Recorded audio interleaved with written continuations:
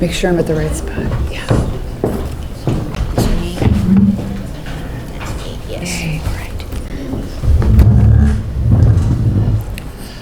Good morning. I've been given the high sign here, and we're going to get started. I'm absolutely delighted to see so many of you here. I'm Christine Souders, for those of you who were not here when I introduced myself a little bit earlier, the Associate Dean for Admission and Financial Aid. And we're absolutely delighted that you have joined us here on this beautiful Saturday morning. We'll try and make it interesting for you.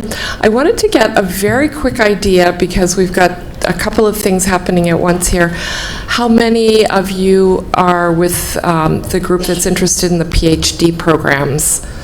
All right, so Andie Tucher up here is the director of the PhD program, and we're going to do a little introduction here first, and then she will take all of you to the World Room at the other end of the hall so that you can have a smaller discussion that's very specifically about the PhD program. Before we introduce our faculty panel here, I'd like to introduce first Ernest Sotomayor, who is our Dean of Students and Director of Latin American Affairs here at the Journalism School. And he's going to talk with you for a few minutes. Then we'll move on to a faculty panel, student panel. We also have folks from the Admissions and Financial Aid Office here, as well as there will be somebody from Career Services to talk with you. We'll take questions in between each panel so that you can get all your questions asked. And I'd also like to welcome all of those who are listening in on the live stream from all over the United States and all over the world. We're delighted to have all of you with us as well.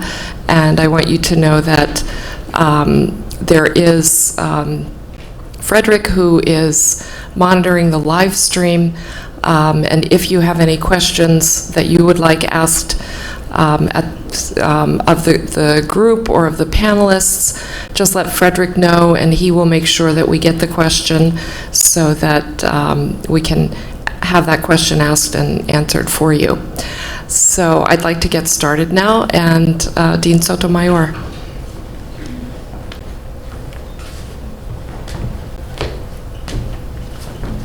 Thank you, Christine. Good morning. Morning. Come on, it's sunny, it's bright out. You're better than that. Let's start over. Not gonna work. Good morning. Good morning. That wasn't so hard. As Dean Souders said, I'm Ernest Sotomayor. I'm Dean of Student Affairs and Communications, and I oversee all our initiatives that we are launching throughout Latin America. We're very pleased to have all of you here today, as well as those of you on our live stream. This is the second of 3 Saturday Information Fall sessions that we are doing, and you have a great deal to think about, and we'll provide you lots more by the end of the day, including those questions that you raise. That you are here tells us that you are interested in being journalists, that you have a high interest in pursuing a career, and some would call that a very misguided path. And that you should probably consider medical school, maybe engineering, law, or maybe business school, maybe even become a chef. What they will tell you is that starting salaries are low, the public won't hold you in high esteem, your government won't support you, it could be very well dangerous depending on where you're working, and your parents don't want you to do this. And I see maybe 1 or 2 parents in the room. And that's all true. But this is also business that allows you, with the right training, to ask the questions that so many people in our countries are depending on being asked, getting answers that they need, that they want, to seek the truth by developing sources in the community, in massive data sets that become the spine of your story, by harvesting social media for information that you must learn to verify and use to define trends, support investigations. This is a profession that holds those in power from the very low levels to the highest levels accountable. People talk about reporting today, from our faculty to our students to our administrators and others, and you'll continue to hear that because it's the heart, it's the soul, the spine of what we are at Columbia, and it's about the heart and soul of journalism. Not everyone in this room will have the ambition, nor will everybody even be suited to be investigative reporters like Walt Bogdanich of the New York Times or Tracy Weber of ProPublica, David Fahrenthold of the Washington Post, or many of the others. Your ambition may be instead to write about sports or science or the opera or about the culture of food, and that's great. All of that, like journalism, in any form, can and should be intended to serve the public. But whether you profile an athlete or a ballerina, or you document a scientific expedition, or you investigate a hospital worker or a school or a senator or a doctor, your story must be based on facts, on solid reporting that will withstand challenges, reporting that is fair, it's honest, complete, it's balanced, information that's gathered under the highest ethical standards. Our profession's under attack, as it has been before and as it will be again. And it is so from the president, who's called us the enemy of the state, purveyors of fake news and other salacious names, accusing us of unfairly targeting him in a hurtful practice. Well, you know, Marty Barron, who's the editor of the Washington Post, and who will be here Monday night speaking to our students, by the way, says it this way: we're not at war with the administration. We're at work. We're doing our jobs, and doing our jobs as the press, as we're expected to. Doing that job is becoming more complex than ever, and that's why we exist, and that's why we believe journalism schools should continue to train people. Engaging with audiences is tougher than ever before. How they read, what they read, the way they're consuming that information, what they do with it when they get it, changes almost by the minute, and you need to understand how those audiences are changing so you can do your job better. Sources of information in massive data sets are increasingly available and increasingly needed for the story that you're going to be doing, regardless of what your topic or theme. Knowing where to look for those data sets, knowing what to do with them when you get them, how to acquire them, to clean, to analyze, interrogate them, to find out what they mean, what information can be used for your sources, as a source, and for your story, requires computational literacy. Making this information usable to the audiences requires you learning technological tools that will allow you to make it visual. This is a motivation for the creation of our new 3-semester Data Journalism Master of Science program you'll hear a little bit more about today. Likewise, in multimedia, you need to know not just how to shoot pretty pictures and images and video, because that won't get you very far, just standing before a microphone, before a camera straight up. You need to have the facts to tell a good story. This school sets the bar high for you. It will challenge you. It expects you to be prepared to make this the beginning of a life journey, because that's what it is. You need to be someone with a natural and insatiable curiosity, to ask questions always, to constantly learn and meet and talk to people, sometimes about issues they don't want to discuss with you. You should by now have become students of our profession, not only reading the daily newspaper or the news site or watching the news, but reading about them, reading about the challenges they are facing and how they are meeting them, how they are evolving. Most of all, we will expect you to challenge yourself, to push beyond where you think you can go, to ask that next question you may not want to ask, to keep searching for that document, cultivating that reluctant source, seeking that extra piece of information that will make your story better than before and better than everyone else's. That should be your ambition. That's ours, and we hope to see you here in the future to share it with us. So again, thank you very much for being with us today. I'm going to turn this program over to Dean Sutters and our faculty. Thank you.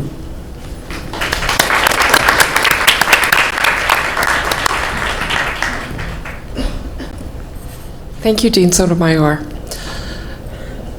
I'm going to start by introducing the faculty, and let me start first with Elena Cabral.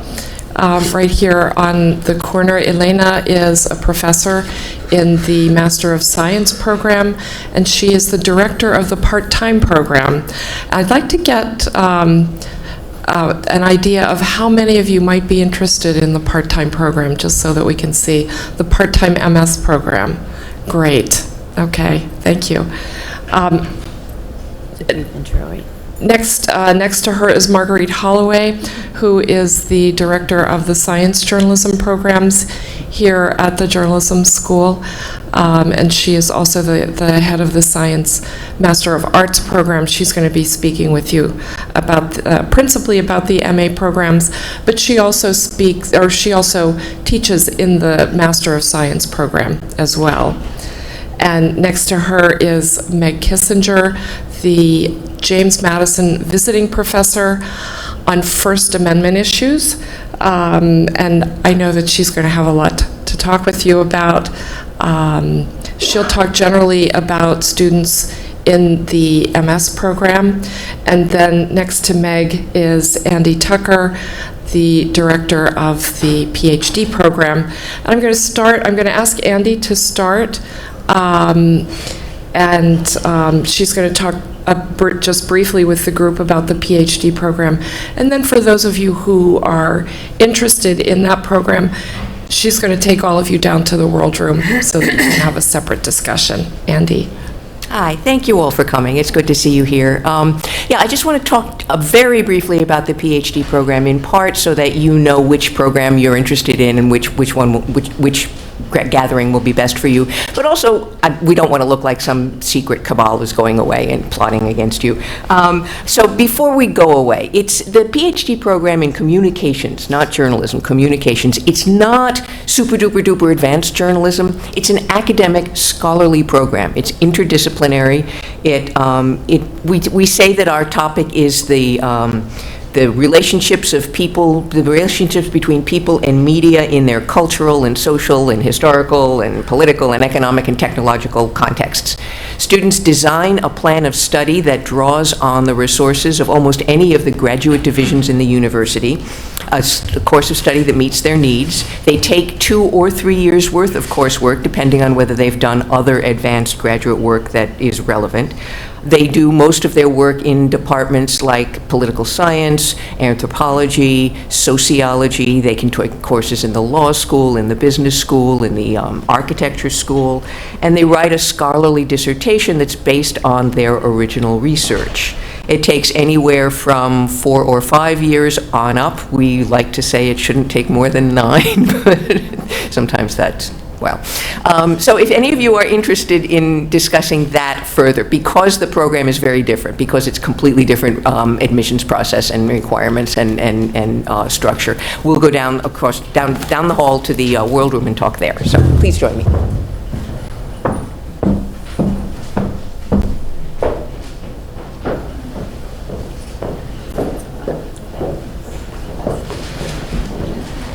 I know there are sometimes people here who are thinking about the PhD program and sometimes looking at the MA program as well. So if there are any of you who are in that category, you can also feel free to go back and forth, and also to talk with me at the very end. Also talk with Taryn Almanzar, my colleague at the very back. Actually, let me introduce her while she's here. Taryn Almanzar is our Director of Financial Aid and Admissions, and you'll hear a lot from her about money. She's really good about financial planning. So what I'd like to do is to begin with Elena Cabral. I think I'm going to begin in the order that the programs actually start. And so the part-time program, which is basically the same as our full-time MS program, begins in May, runs for 2 years for 6 consecutive semesters. So we're going to start with that. And Elena, if you would like to just talk a little bit about the program, the structure, Sure. All the things that you do that are so great with our students. So I am a graduate myself of the part-time program, and I'm really proud to say that in 2018 we will be celebrating the 25th anniversary of the part-time program, which was started by Joan Connor, the first woman dean of the school in the early 90s. And it has produced 900 alumni who are doing all kinds of journalism in broadcast and magazine and print, and then having, in some cases, second careers in public service. And so the gathering that we hope to have and the celebration of these stories, which hopefully you'll be able to see soon online, really shows the scope of skills and abilities and leadership, really, that the MS program produces. And, I'm the kind of person who likes to, the thing that drew me to the MS program was the idea that I wanted to work in a place that wasn't the same thing every day, that I wanted to wake up every morning and really not know what to expect, and that is very true from the first moment that you walk into the journalism school and that you use New York City as your laboratory, where anything can happen at any given day. You'll hear from a part-timer, Christian soon, who is working journalist and doing the part-time program. And, the other day I had to find him, and I was thinking, okay, let me look at the headlines and figure out where this young student is, because he very much is experiencing what I did as a part-time student, and what I know that full-timers also experience. I just want to be clear that this is very much the same degree, the MS degree, which is the 100-plus-year-old degree, and that has evolved so much as our industry has changed, but has very much stayed the same in terms of its reliance and its concentration focus on good reporting and writing. And so you start with the reporting class, the fundamental class in May when you get here, and learn all of the fundamentals of news gathering, of interviewing, of making FOIA requests, of going through the process of finding data, for example. And the part-timers generally just take one class, for the most part, at a time during that 6 semesters. And during the 6 semesters, the 2 years, also taking great advantage of all the things that happen in this building. I marvel at times at how this small building, this graduate school, it's also, as old as the program, and has changed even in its physical structure, like this particular room, to adapt to our changing industry, has so much going on on any given day, with lectures and talks and opportunities to meet the Pulitzer jurors, and prizes and workshops and so forth. So having those 2 years is a really great experience, because you can, with this student eligibility, the student status, have the eligibility to apply for scholarships and internships and fellowships, and even stay longer in the school through the postgraduate fellowships that are offered, that Marguerite can speak a little bit about as well. So the reporting and writing and seminars that are offered during the course of the 2 years allow students to make choices about the kind of journalism they'd like to do.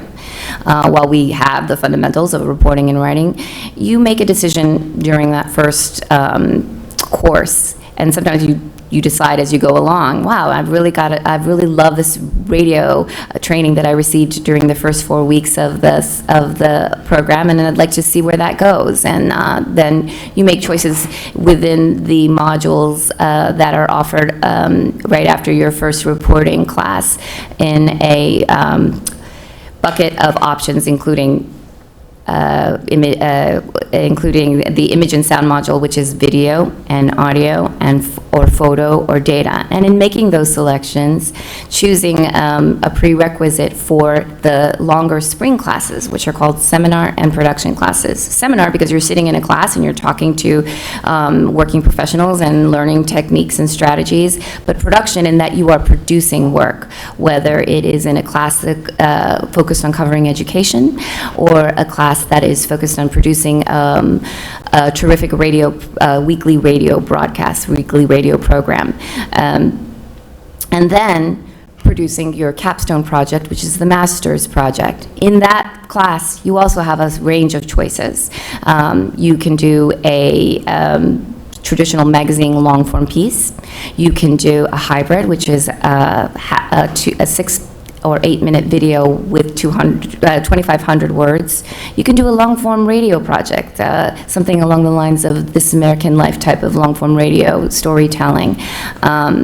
And if you're in the documentary program, you can choose to do a long-form doc and be in that program.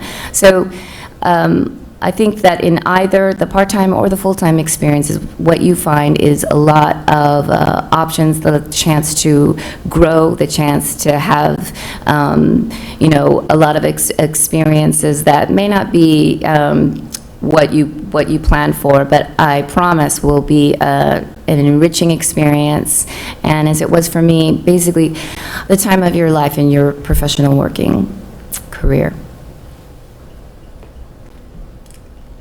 Thanks very much, Elena. I should also add that Elena wears a third hat, which is that she also works in the Career Services Office as a Career Services Officer. So her experiences here at the journalism school really cover the entire life of a student.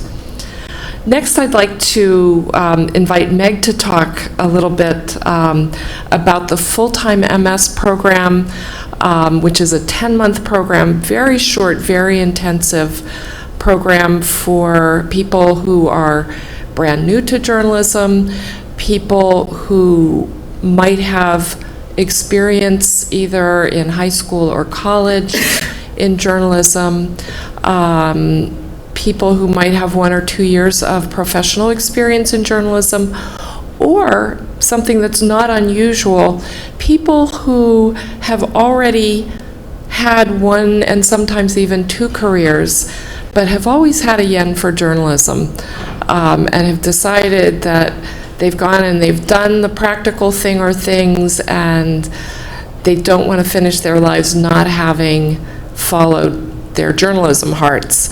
And so there's also a group of people who come back bringing experience from other disciplines, other fields, to become trained as journalists. And Meg, I would also like for you to talk specifically about the reporting course that all of the Master of Science students take, whether you're in the full or the part-time program, but really is one of the courses that's at the core of what we do here at the journalism school. Sure. So I'm happy to be with you today. And I am, as Christine noted, I'm a visiting professor, which means that I'm a newspaper reporter, and I'm here. This is my second year here, and I still feel like a kid in a candy store. I mean, it's just a thrill to be at Columbia University, where really anything you want to learn about your craft is here in these walls. And there are the folks that know the most about it at your fingertips. So it has been just a pleasure and a delight. And I think my little secret is that I think I'm learning as much, maybe more, I hope as much as my students, but it's a thrill. And so whatever that is, if it's documentary, if it's audio, data, if you're science-minded, if you're a storyteller of the human condition, it's all here for you. So the reporting class is where it does all begin. And so you meet in August, in early August, and they throw all the bells and whistles at you right then. And you're going to learn about how to make your own little video on your phone. Most of you probably already know how to do that. We talk about, you'll have an audio section, and then of course, my personal fave, the written word. And so we really get very fundamental about how to gather information and how to really make sure that you are drilling down as hard as you need to do to verify what you are writing. And are you looking at every angle? Are you talking to all the people that you should be talking to? It's critical thinking. And we workshop that. We sit around a table and we talk about what you're writing, and the person next to you will say, I think you're really missing the point here, you need to look there. So it's a great opportunity to workshop. And then, of course, we talk about the craft of writing. But really for those first, the summer session is all about kind of the technology and putting that all together. And then the second part of that is the 7 weeks beginning right after Labor Day, which is really going very much in detail about reporting. And then for the rest of the semester, which is right now, we just switched last week, then you get a writing element, whether that's narrative, deadline writing. I'm teaching investigative techniques, so how to look up what your neighbor's up to, and how to find property records and all the stuff that seems like a science experiment, but it yields really good results. And the students here are amazing to me. In fact, when I read their bios, I just want to take a nap, because I think like they are so accomplished already, and they are a fraction of my age. But what I really enjoy so much as a newspaper reporter, because really that's what I am. That's what I've been for the last 35 years.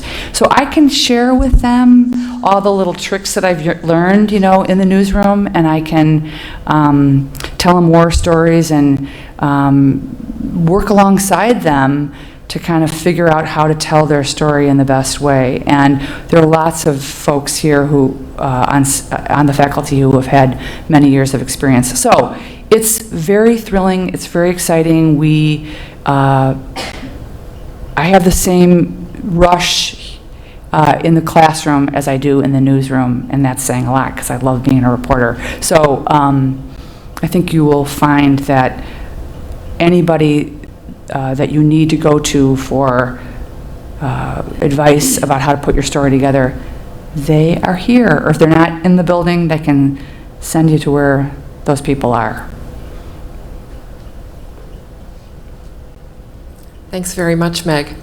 One of the things that I'd also like to emphasize is that while reporting and writing are at the core of everything that we do in both the Master of Science as well as in the Master of Arts programs, we have a very robust video program and audio program. So for people who are interested in broadcast, people who are interested in working in television, and we have many people here who want to be in television.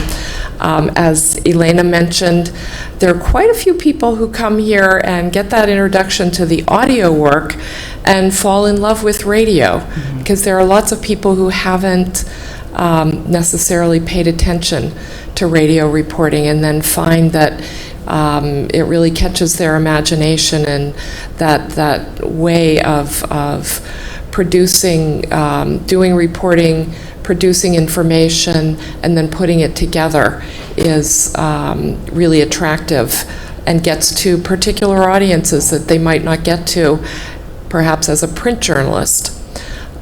We also, within the MS program, have an investigative track for those of you who are interested in investigative. Can I see a show of hands? People who think that they might like investigative. Yeah. Yay. Yeah. And of course, we've got lots of faculty here who are investigative journalists, very dedicated to investigative journalism, including our Dean Steve Call, the Dean for Academic Affairs Sheila Coronel, and a number of other people who work at various publications here in New York City, who are here to supervise the work of people who want to do investigative. We also have a documentary film program, which is actually a 12-month program for those of you who are interested in documentary storytelling, but from a journalistic angle. Columbia also has an MFA program in documentary film. It's right across College Walk over there at the School of the Arts.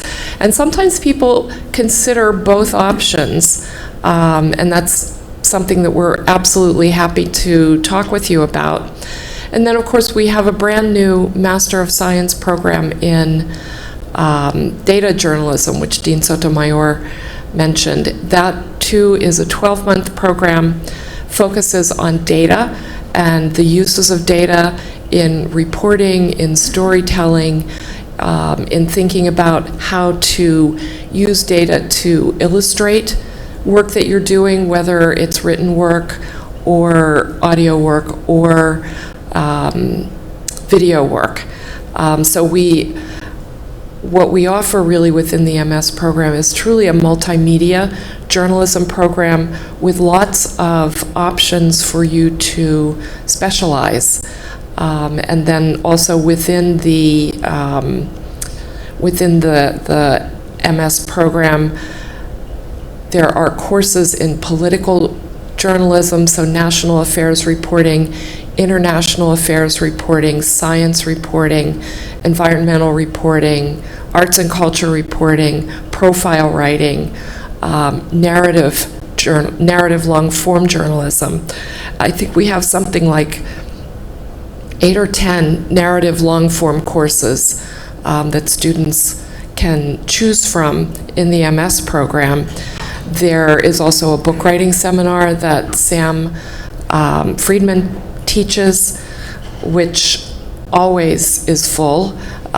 He takes 15 or 16 people, and you have to already have a story idea, and either a story idea that he thinks is really good and is publishable, or you have to already have a book contract. So we find lots of ways to challenge our students in all of these areas. I want to stop briefly right now just to take questions. Did you want to mention about the specials that they take as well? The ethics and... Oh, absolutely. Yeah. Do you want to talk about that? No. Just because I don't know it as well as you do. All right. What we're thinking about is that for people in the documentary program, there are courses in special effects. Oh, no, what I meant was, I'm sorry, the 4-pack. So in addition to reporting, first half of first semester, you take it's ethics, and then the history of journalism, is that right? Yes, business, absolutely. The business of journalism and law. Law, First Amendment law. Key to Part-timers being take a version of that at night, but they can also take it with the full-time students on a Friday. And it's just, it's called Journalism Essentials for a very specific reason, because in the digital age, navigating what is usable, what is legal, what is not libelous, what is your right to use, and what is off limits to you is really important, right? And so you hear from a very top-tier lawyer about navigating that, and also sticking up for yourself in terms of your own rights as a reporter. And as you may know already, that's the sort of thing that varies from state to state, for example, in terms of recording sources and so forth. And so these are tools that are so essential to understanding your craft. Ethics in journalism also evolving, changing, raising a lot of questions for all of us. And I always felt that this was, one of the most important classes that any journalist could take in terms of understanding, because we don't license journalists, right, in the same way that we do physicians or lawyers and other professionals. And so going through this program is very much a process of deciding for yourself what kind of journalist you're going to be. And with so much out there that is, very much outside the realm of what we would consider, proper journalism, these are essential skills and classes and values and ethics to arm yourself with as you go out into the world. I would also say that we know from the people who hire our graduates that this knowledge is invaluable. They're looking for students who are already trained in these areas. They want reporters who are trained in these areas, who understand them, because they know that they can send them out and they will be able to avoid making what can be really rookie mistakes in journalism. And that's become more and more important as with the internet especially. What you write can be found, what you produce can be found anywhere. It doesn't just go and, die in the New York Times morgue in the basement of the New York Public Library anymore. It's right out there for everybody to find. And so we want to make sure that our students are equipped with the reporting skills, but also with an understanding of the history of journalism, an understanding of, as Elena said, their rights as journalists, but also with an understanding of where journalism fits, what you're doing as a journalist, what your responsibilities are as a journalist. And we give students a lot of help with that, and I'll give you just one example. About 2 years ago, we had 2 students who were working on a documentary film project that eventually got picked up by the New York Times, and they were investigating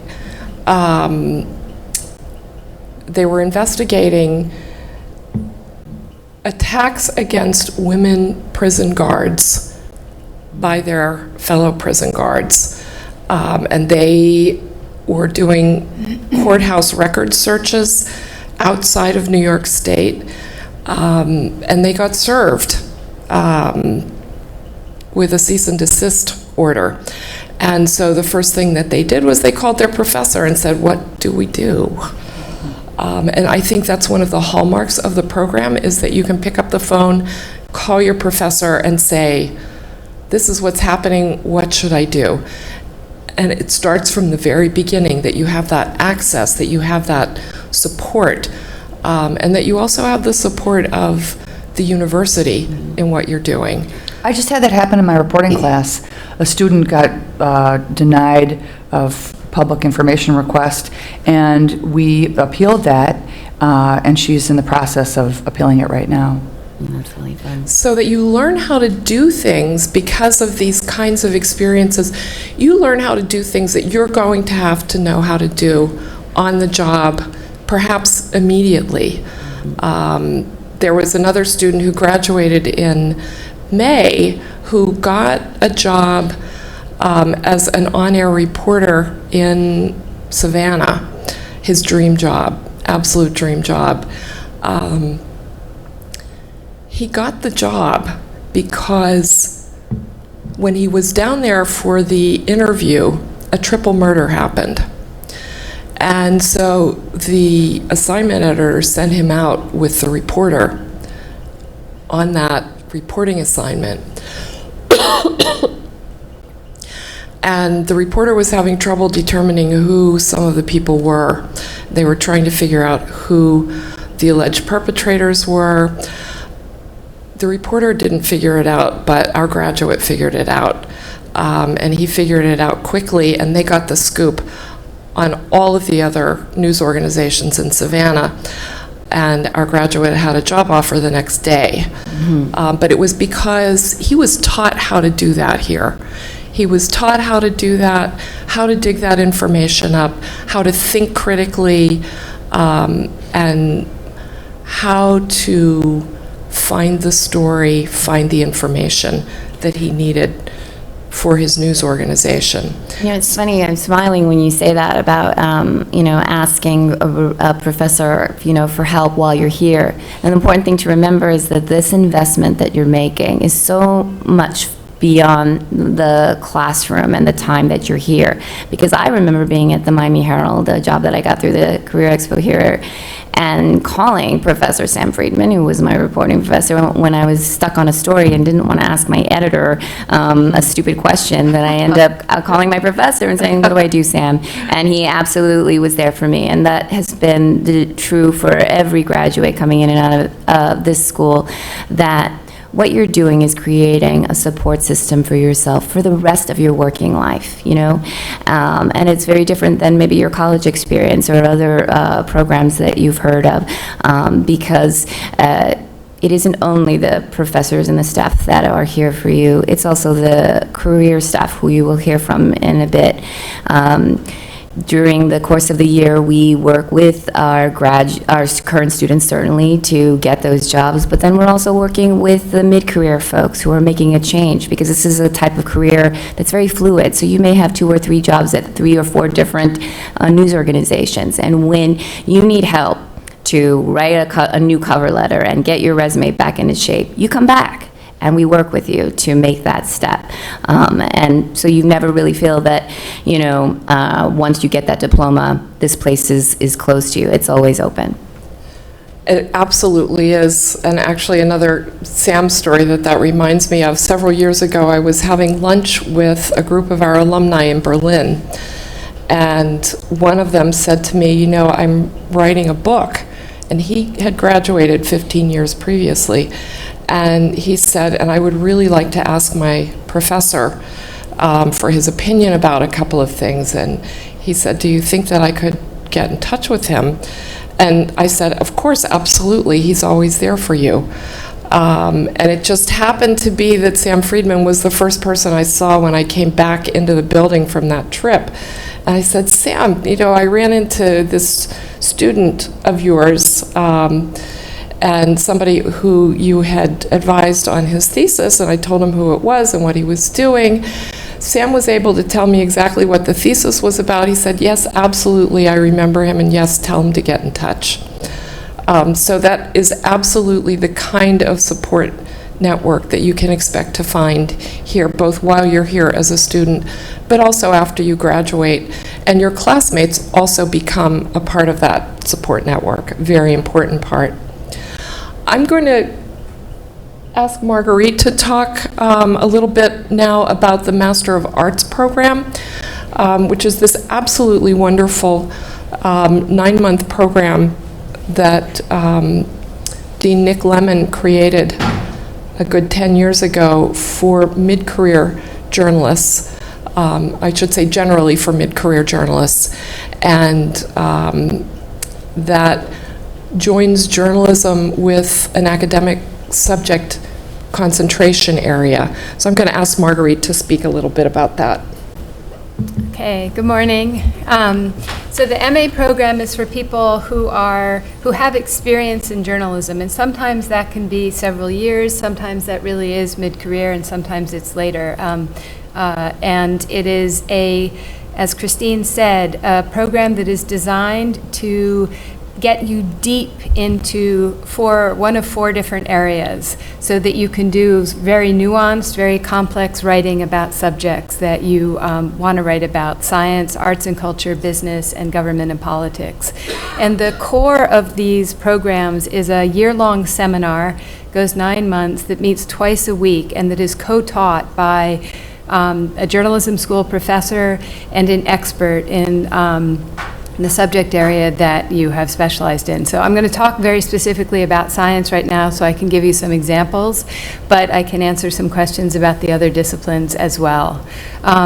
So in the science seminar this semester, we have had a segment on climate change, we've had segments on the history of science, on chemistry, we're about to hit physics, which usually it's one session on journalism, one expert session each week. In physics is so intense, and like it just comes in and then you think, I got it, and then the seminar is over, so that we're doing physics in a clump. So it will be 3 sequential lectures on physics, and then we will get to ecology.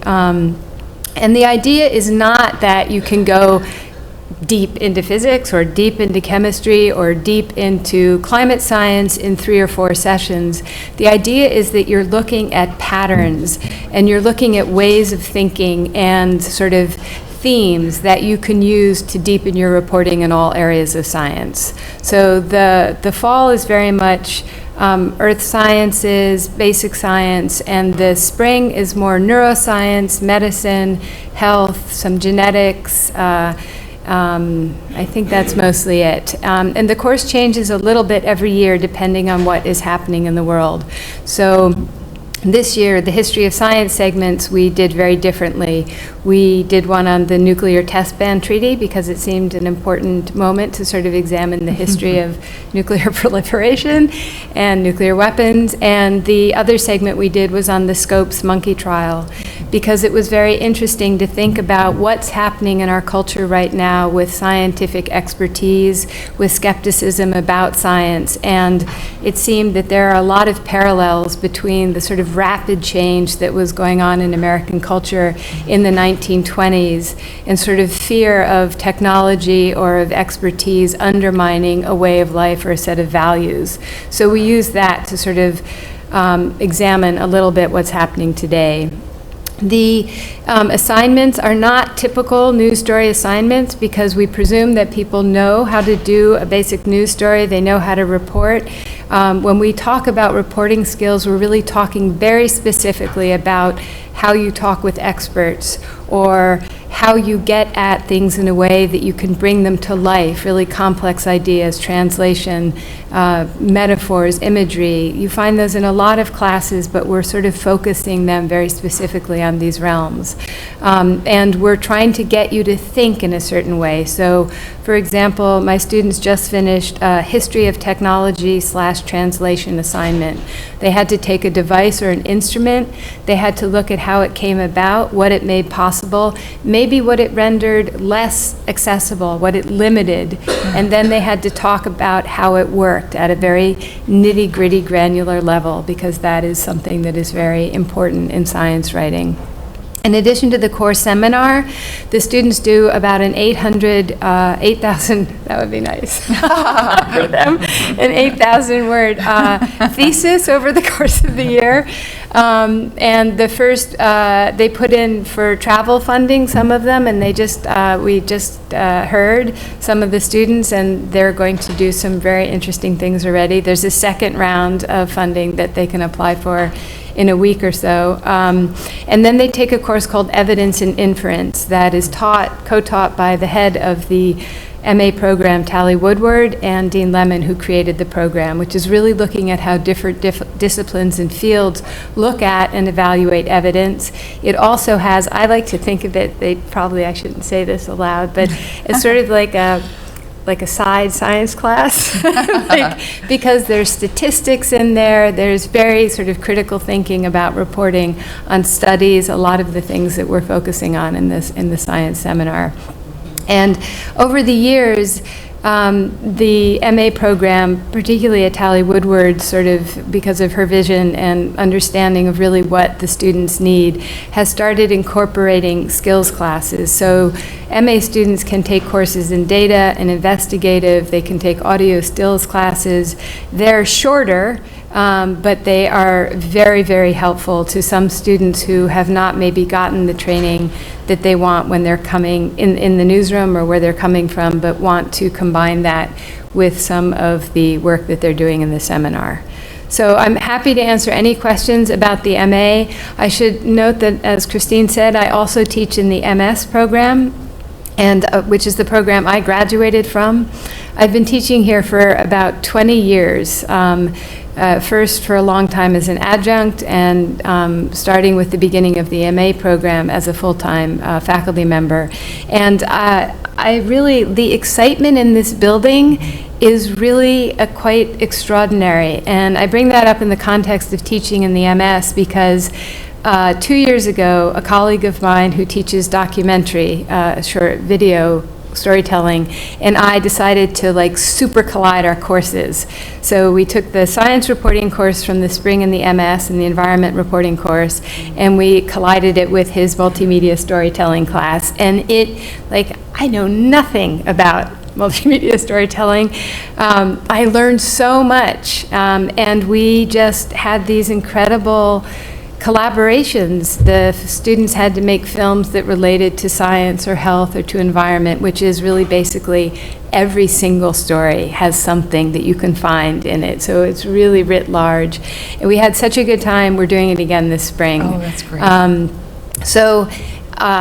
So just to say that there is a lot of sort of experimentation and collaboration going on here that I find like really, I love coming to work. I still write and I still do journalism outside, but I am just really excited by what's happening in the building. And if you want to talk about like other opportunities with the Tao Center, the Brown Institute, I have grants with both of those organization centers, parts of the school, and can talk about those as well. So happy to answer any questions.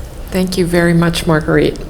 I also wanted to talk very briefly about the data program. Giannina Segnini, who is the director of that program, is in Argentina right now, attending a data journalism conference, a Latin American data journalism conference. So she wasn't able to be here to speak about the program. But what I would say is that it's a program that is designed to help people learn how to use data as journalists and in their work as journalists. It starts in the summer with a group of courses in computer programming, in the use of algorithms, in data science, and in reporting. So it starts with that reporting and then this whole group of data courses so that those students learn immediately they begin learning about data, how to use it, how to look at big data sets, how to examine them, how to question them, how to use them as reporters, so that when the MS program starts in the fall, so the other writing and some of the video work and the essentials courses start, and when they're thinking about their master's project, by the time that they start in the fall, they've got that group of skills from those summer data courses, which they can then incorporate into all of the work that they do during the year. There are also data workshops that Giannina will teach in the fall and in the spring that will help people integrate data into the work that they're doing. And of course, their master's project will be a data master's project, a data journalism master's project. So just to give you a very brief overview of that program. What I'd like to do right now is to stop and take any questions that you might have about the curriculum of either the Master of Science or the Master of Arts program for the professors. And I'd love to have you come up to the microphone in the center aisle so that our folks who are on the live stream can also hear the questions and then hear the responses of the faculty members. So I know you have questions. We never get past this section without questions. Don't be shy. You've got us all here. We're glad to answer your questions. She's not a Yes. No, it's not on. Taryn, can you check to see if that's on? Got it. Okay. Oh, perfect. All right, My name is Susan. Nicole. I'm just wondering if it's possible during the MS full-time program to take elective classes specifically in languages. If there's space in the program, I wasn't totally clear. No, generally not. People don't generally do Yeah, that. generally It's they're full. Unfortunately, it's a 10-month program. And just as the MA program is a 9-month program, so the flexibility that you have in either a 2-year master's program or a 4-year undergraduate program doesn't exist. So unfortunately No not. worries. Thanks for the answer. Although I will say that student groups meet together very informally. There have been groups that have gotten together usually early Sunday mornings there's been an Arabic group, there's been a Chinese language group. One of our doctoral faculty members does a lot of work in China, and so there's a group that he convenes every now and again if there's interest. So it's possible, but in a more informal setting.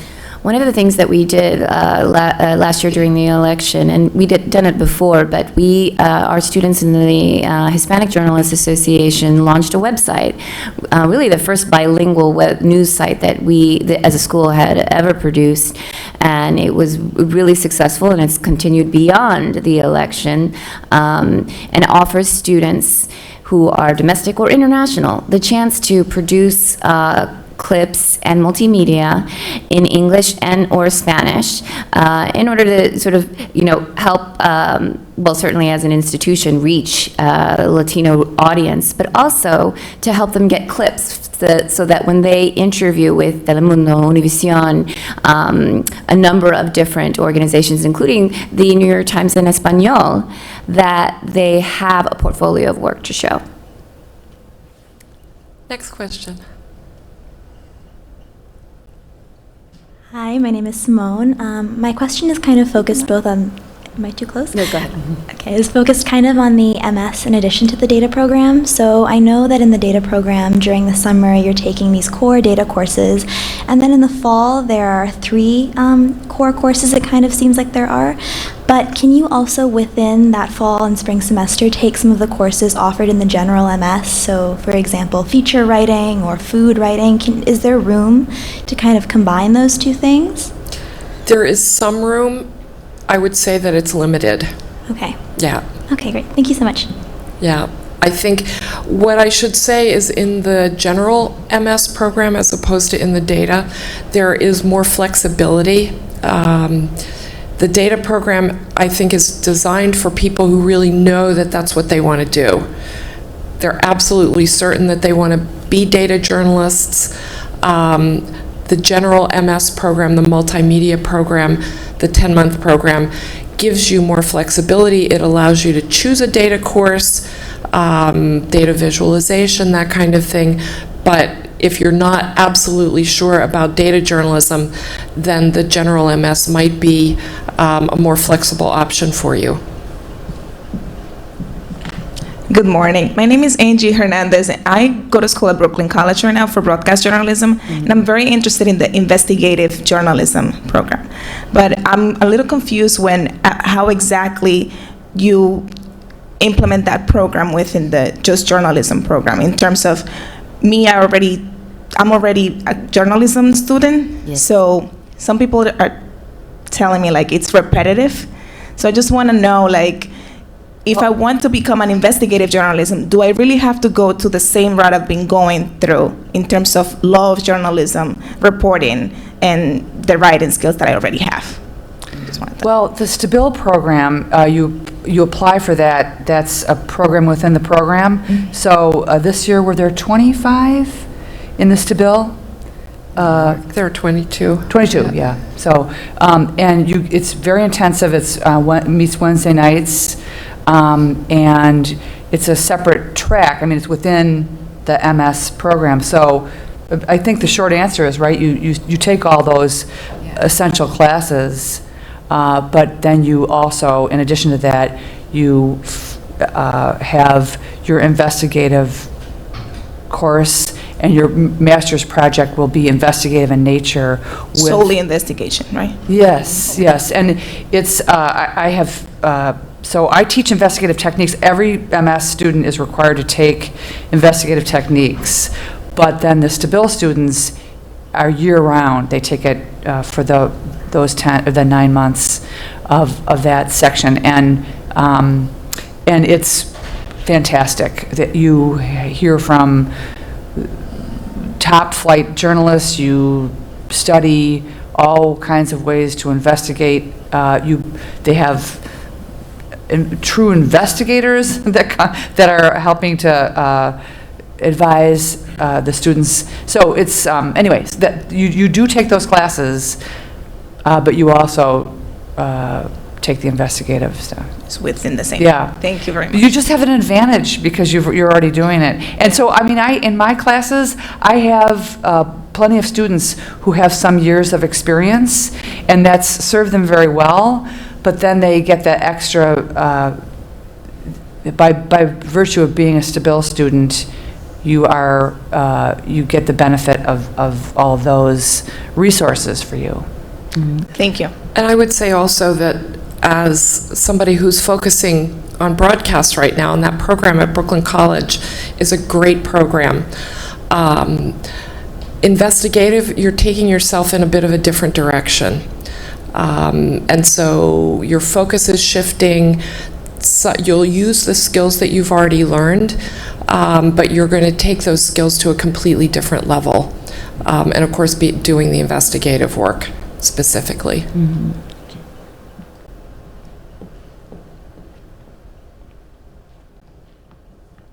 Hi, my name is Abby, and I have kind of a two-part question. So the profession has seen a lot of changes recently, even just in the past 5 or 6 years, and I don't think we're out of the woods yet. So I was wondering how you see journalism changing in the next 10 years, and then how are you preparing students to meet the demands of tomorrow? Well, certainly Gina Boubion, my colleague in Career Services, can talk a little bit more about the types of programming that we do to stay on top of employers and where they're going. And for example, you heard this week that the DNA Info and Gothamus have shut down because of the whims of the publisher, this billionaire. And almost immediately, my boss in the Career Services office assembled a list of the reporters who'd been laid off, and we were trying to pinpoint among those reporters who were our grads, because we expect them to come in and ask for help and guidance on what to do next. And while that was a disappointing, event, there's so much innovation happening, especially online in the digital arena, so that when we think about training our students, we ask them whether they're focusing on investigation. And one of the things I wanted to mention to you is that in doing the investigative coursework, you also have the option, and probably should look into, how to package investigative work in an engaging way so that readers can filter through very complex issues, either with visualization or video or audio, photography. These are all skills that everyone needs to know. It's so different than when I graduated and it was really just the reporting and writing that I had. By the time I left the Miami Herald in 2003, they were already giving print reporters recorders, because the newspaper was very groundbreaking in making a partnership with WLRN to do multimedia content, and that has only exploded since then. So while as I mentioned before, the foundational work in reporting and writing will always be primary, students, as soon as they get here, go through a training in multimedia so that they can think of themselves as reporters who can do anything and write about any subject, so that when they go to the job fair, which is the biggest journalism job fair anywhere, and they can cast a very wide net in terms of talking to newspapers, but maybe also looking at websites that do podcasts, and show them some of the work that they did in those first few weeks when they were doing some audio training, and also look at traditional print publications such as the New York Times and the Wall Street Journal, who also do video. And on top of all of that, the chance to work on a Snapchat team, or an audience development team at legacy companies and startups that have the same goal, which is to provide content you can't find anywhere else, original reporting, and secondarily, to grow that audience, preferably a bigger, younger audience, which is what you bring when you learn how to use social media both as a reporting tool and as a way to grow an audience. Thank you. And I would also say that our faculty evaluate the courses every semester, the courses that they teach, and take into account information that is coming back from our graduates, from the career services staff, things that they are hearing from editors about what they're interested in, the training needs that they have. And so our courses, as I think you heard Marguerite mention, our courses get adjusted every semester to help ensure that the students are getting the most up-to-date training possible. Thank you very much.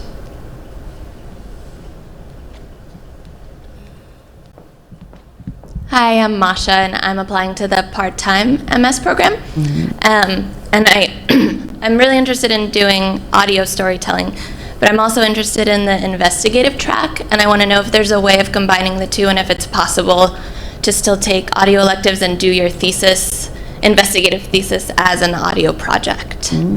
Yes.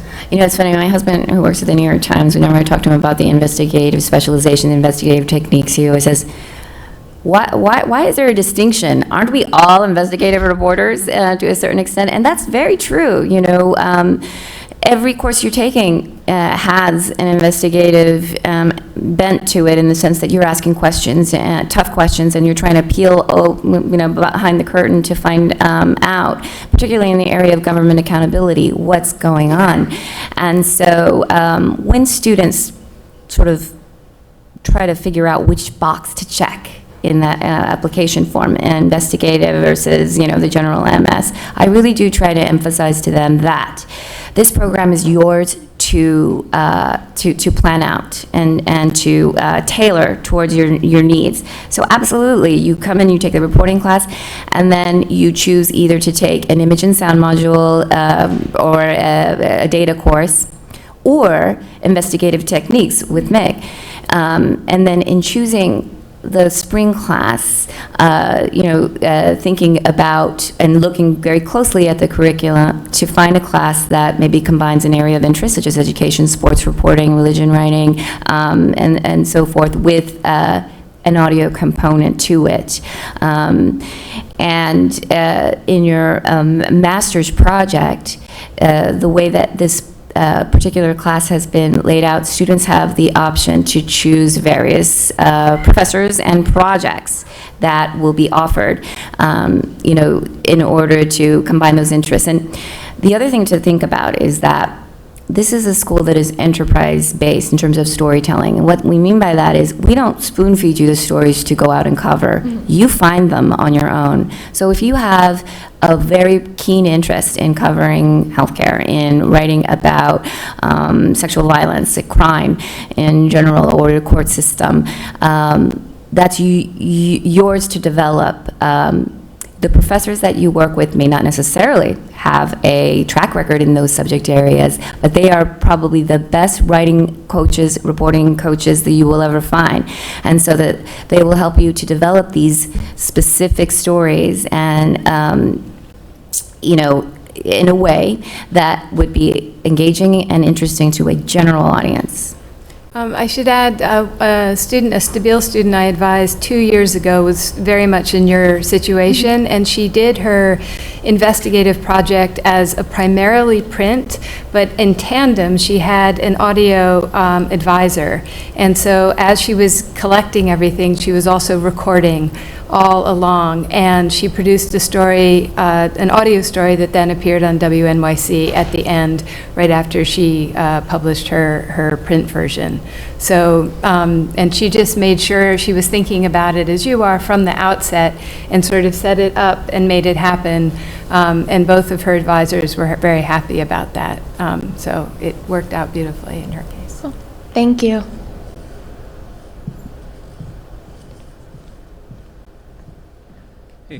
I'm an independent photojournalist from India, and I had a question about the MA program.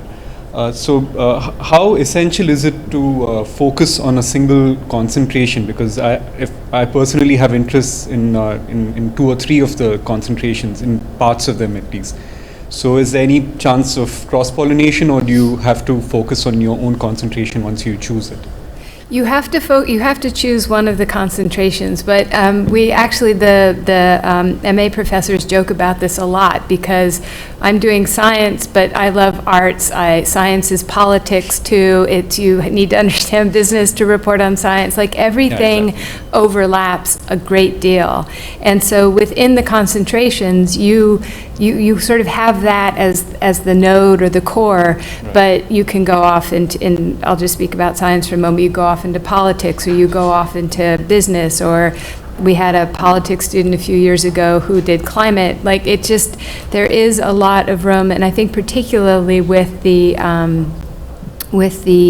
thesis project, you're often bringing in a lot of different fields. But you do have to choose one to sort of, that's your anchor, but all of us think about everything in terms of interdisciplinary terms. And if you're interested, I can put you in touch with a student who was really trying to decide between politics and science last year, and I'm sure he would be happy to talk with you about how he made his decision.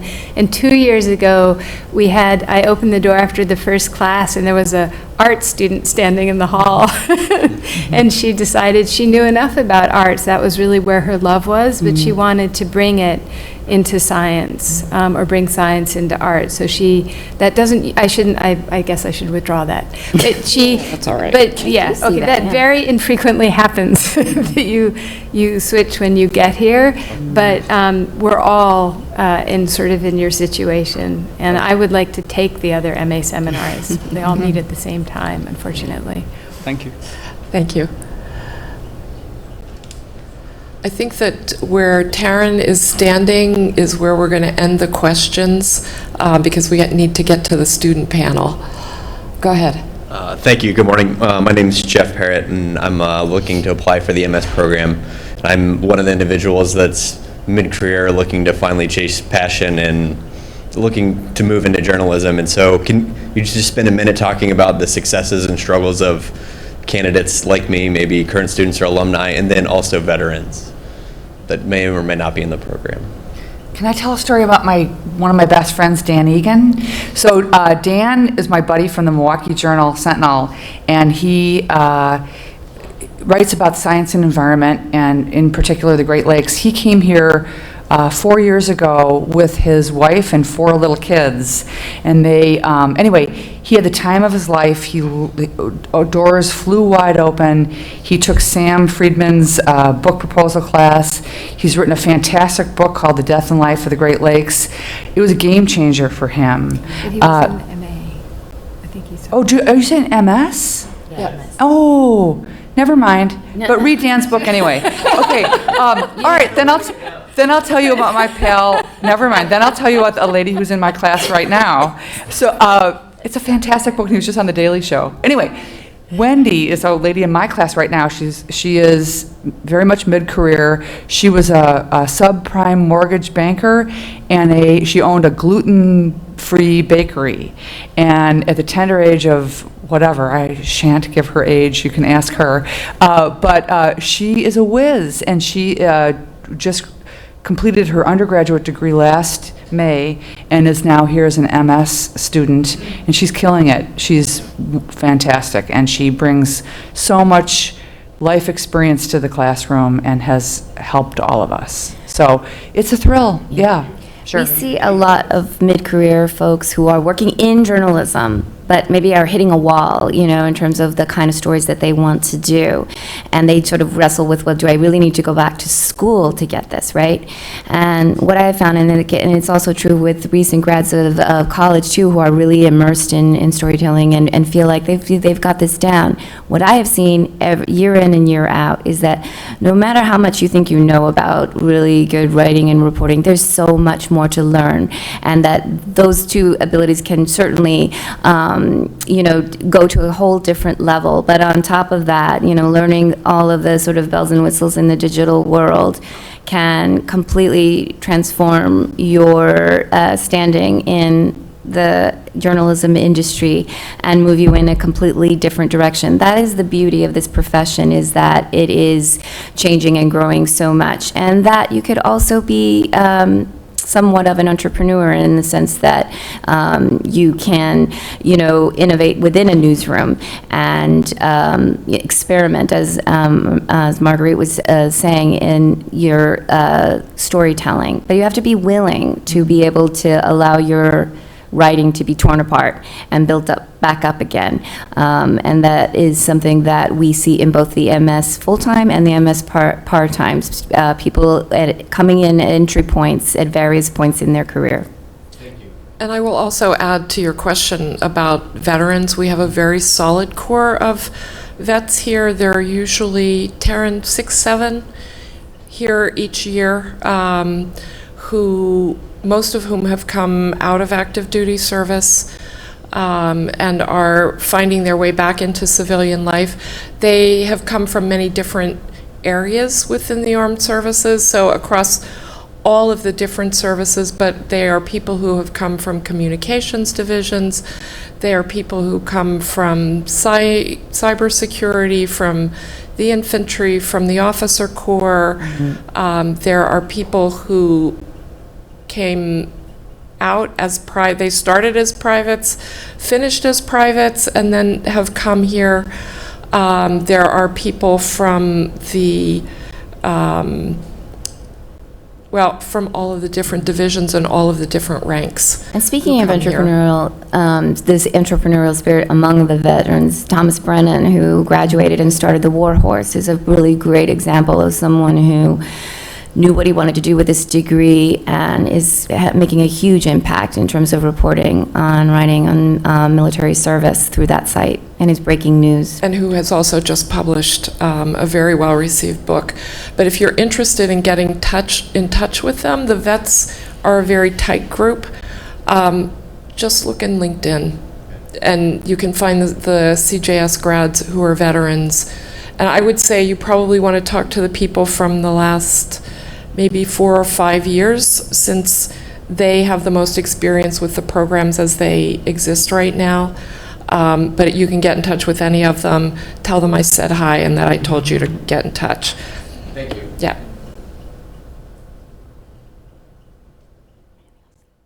Hello, my name is Madeline, and I'm just kind of interested in, I know that there's a dual degree with computer science, but I was wondering if there are any other dual degree programs and how that exactly works as far as balancing course load and time kind of requirements for completing both. Sure.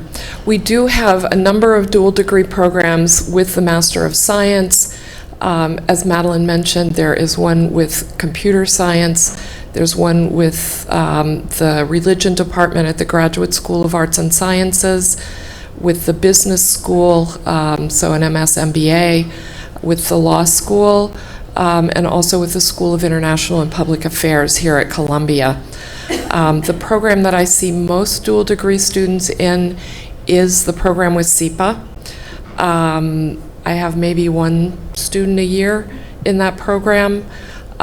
We also have a dual degree program with Sciences Po in Paris, where people do a year here and then move on to do a year at the journalism school at Sciences Po. Thank you.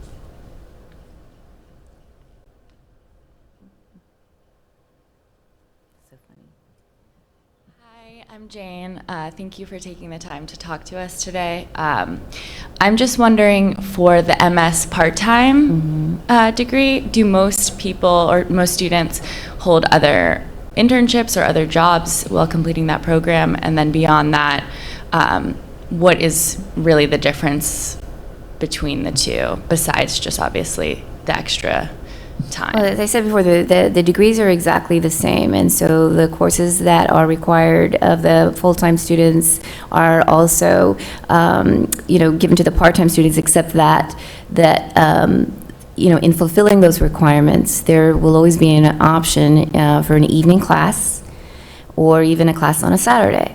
So, for example, when you apply now and you are told in March that you are admitted, you are asked a question: which section of reporting would you like to be in? The Saturday section, which meets from 10 to 4, or the evening section, which is Monday, Wednesday from 6 to 9 p.m. Most of our students work full-time, and they actually some of them, in working a full-time shift, may work at night. And so in their case, they will be fulfilling these required courses during the day. And so it really just depends on your own schedule in terms of figuring out which courses are best for you in filling those requirements. And it's a juggle. I always say that it was like having two full-time jobs, and there were adjustments to make, in the sense that, I didn't travel that first summer. I didn't watch a lot of TV for pleasure, but I was so engaged in coursework and reporting in New York City, where I'd lived for most of my adult life, but had never really explored that, I didn't miss anything that I generally had to give up. And I will also say that I think it's very important to not think of this as a night school, in the sense that you will want to attend talks and other experiences here during the week. And so hopefully you can have a discussion with your employer about how much you can bring to your own workplace by studying these skills and becoming a stronger writer and learning various social media techniques so that you can be here for those experiences. And particularly if you're sort of on a visual bent, video classes very often need to be taken during the day because you need the sunlight to shoot, but I have yet to find a student with a demanding job that hasn't been able to make this work. People who are coming to us from, hospitals and, as Christian will tell you, very intense newsrooms, whose employers I know find that what they're doing here is very much professional development and learning skills that they can take back to their employers, even if they're working in a government agency, a nonprofit, a retail outfit, that there is a synergy between those two that can work. But, you've got to be able to have some flexibility. When people tell me that they work 14 hours a day, at a particular job all the way down in Wall Street, I asked them to consider taking either the full-time, the 10-month program, or maybe doing the reporting class in the summer as a part-time student and then accelerating so that they could finish in 3 semesters and take that time out of the workforce to do it, because generally speaking, I can usually tell when it's going to be too much, which is why I invite you to come in and make an appointment with me to talk about your schedule and what you want to get out of this program so that, you can have an idea of what you're getting into. Thank you. The other thing that I would mention along the lines of jobs is that for the full-time programs, the full-time MS, the full-time MA, you should plan to be a full-time student and to do nothing else. Students often ask us, can I do a part-time job? Can I work 10 hours a week? My response to that is no. And it's flat out no, and anybody here, including the students, will tell you the same thing. Graduate school is very different from undergraduate school. The programs here are trying to pack a tremendous amount into a limited period of time. We encourage you to do your financial planning well in advance, and Taryn will talk with you about that a little bit, but so that you can really take advantage of the time with your fellow students, with the faculty, with all of the guest speakers who come here. Students who try to work. I've had one student who didn't believe me and tried to do both the MA and a full-time job at a big news organization, and he was out of here by the end of October. And I promise you that will happen to you as well. And that was his choice, it was not ours, but he needed to make a choice between the two because it's simply not possible to do it. Well, part-timers who work, who have some flexibility in their schedules do get to take advantage of all those internships that the full-timers cannot take if they have the time. And it's a wonderful way to build up your resume, for example. If you are a career changer and need an internship at a major news organization in the media capital of the world, you just need to have the time to do it. Okay, we've got one last question, and then we're going to move on to our student panel.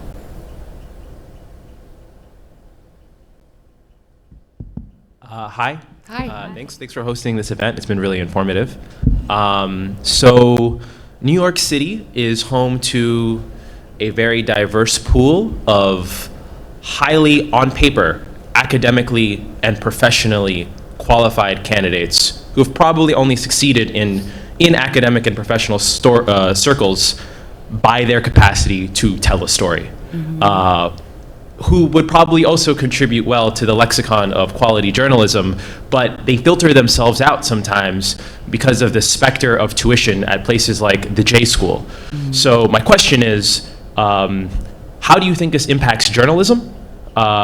does the J School recognize this as a problem? And if so, what, if any, resources are being allocated to at least just communicate to these students, whether they be at the Colin Powell School at City College or at St. John's or otherwise, that this is a worthwhile investment? Yes, absolutely. That's a great question. We do recognize the school is expensive. We have scholarship funding available. There is also information about third-party scholarship funding on our website. We are happy to sit down and do academic financial planning with all of our students. We will start that with you before you even submit an application. And we do that throughout a student's time at the journalism school. I'm going to put off the details of that question because that's really an important one to when Taryn Almanzar speaks, our head of financial aid especially, and she will address those issues specifically for you. Can I just put a little plug for a master's degree in journalism, which I don't happen to have? And so students used to ask me all the time, or new reporters, is it worth it? And I'd all say, nah, forget about it, just on the job, work experience, that's school hard knocks. But I've changed my stripes on that, and not just because I'm here this year, but the market has changed. To be a reporter today is very different than when I started in 1979. And you really do, in order to write with authority and to give news that nobody else can give you, and to be a backpack journalist, your own entrepreneur, you have to know this stuff. And I think it's worth it to learn all those skills from the best and the brightest. You know, and the way that journalism has had to restructure itself, you know, and you've been hearing the stories about layoffs and buyouts and people being outright fired, you know, and while that has been disappointing, as I said before, I know that these newsrooms, whenever this sort of change happens, they lose diversity. They lose a newsroom that reflects the community they're covering, and they know it. And as a result, they seek out new hires, people right out of journalism school who can help replenish these newsrooms to look the way they're supposed to look. Right. And so we're very keenly aware of that. Certainly, you'll hear from Gina Pugliana in the Career Services Office that that we try to cast a very wide net in terms of our relationships with employers and in terms of cultivating programs like the one that the New York Times has called the Journalism Institute that is very pointedly looking at members of affinity groups such as the National Association of Hispanic Journalists and Black Journalists to help cultivate that talent in a 2-week institute so that they can then sort of monitor and support these students in newsrooms and then eventually hire them, hopefully, back into the New York Times. So there's certainly an awareness, a push, and a commitment, you know, to keep that because I think that in the end, it makes journalism so much better and so much more authoritative. And certainly as a person of color who has thought of this place as my intellectual home and my support system, I think that I agree that investing in this experience is something that you can trust to help you reach your goals. The other thing I would say is that we recruit with our colleagues. So with our colleagues from CUNY, from Berkeley, from Medill, from USC. We do events together with them. We do that because all of us believe in the cause of journalism and journalism education. All of our programs have slight differences. And we all feel, we know this from our own experience, that students make decisions about specific programs for different reasons. And those reasons are always very personal reasons. And we also know that people who are applying here are applying at other journalism schools as well. what we encourage you to do is make the decisions that are the best for you. So I just wanted to thank you guys for answering that question, because I'm sure the most inconvenient thing when you're short on time is a really, really loaded question. That's all right. We're very happy to. No, I It's think it a also really shows- important It's an excellent question. question. So thank you for asking it. Okay, I'm going to say thank you to Meg, Marguerite, and Elena. And we're going to bring the student panel next. And so thank you all. Thank you all for being such a great audience, too, and having such great questions. I can tell I'm going to have a problem with making decisions this year. Darren.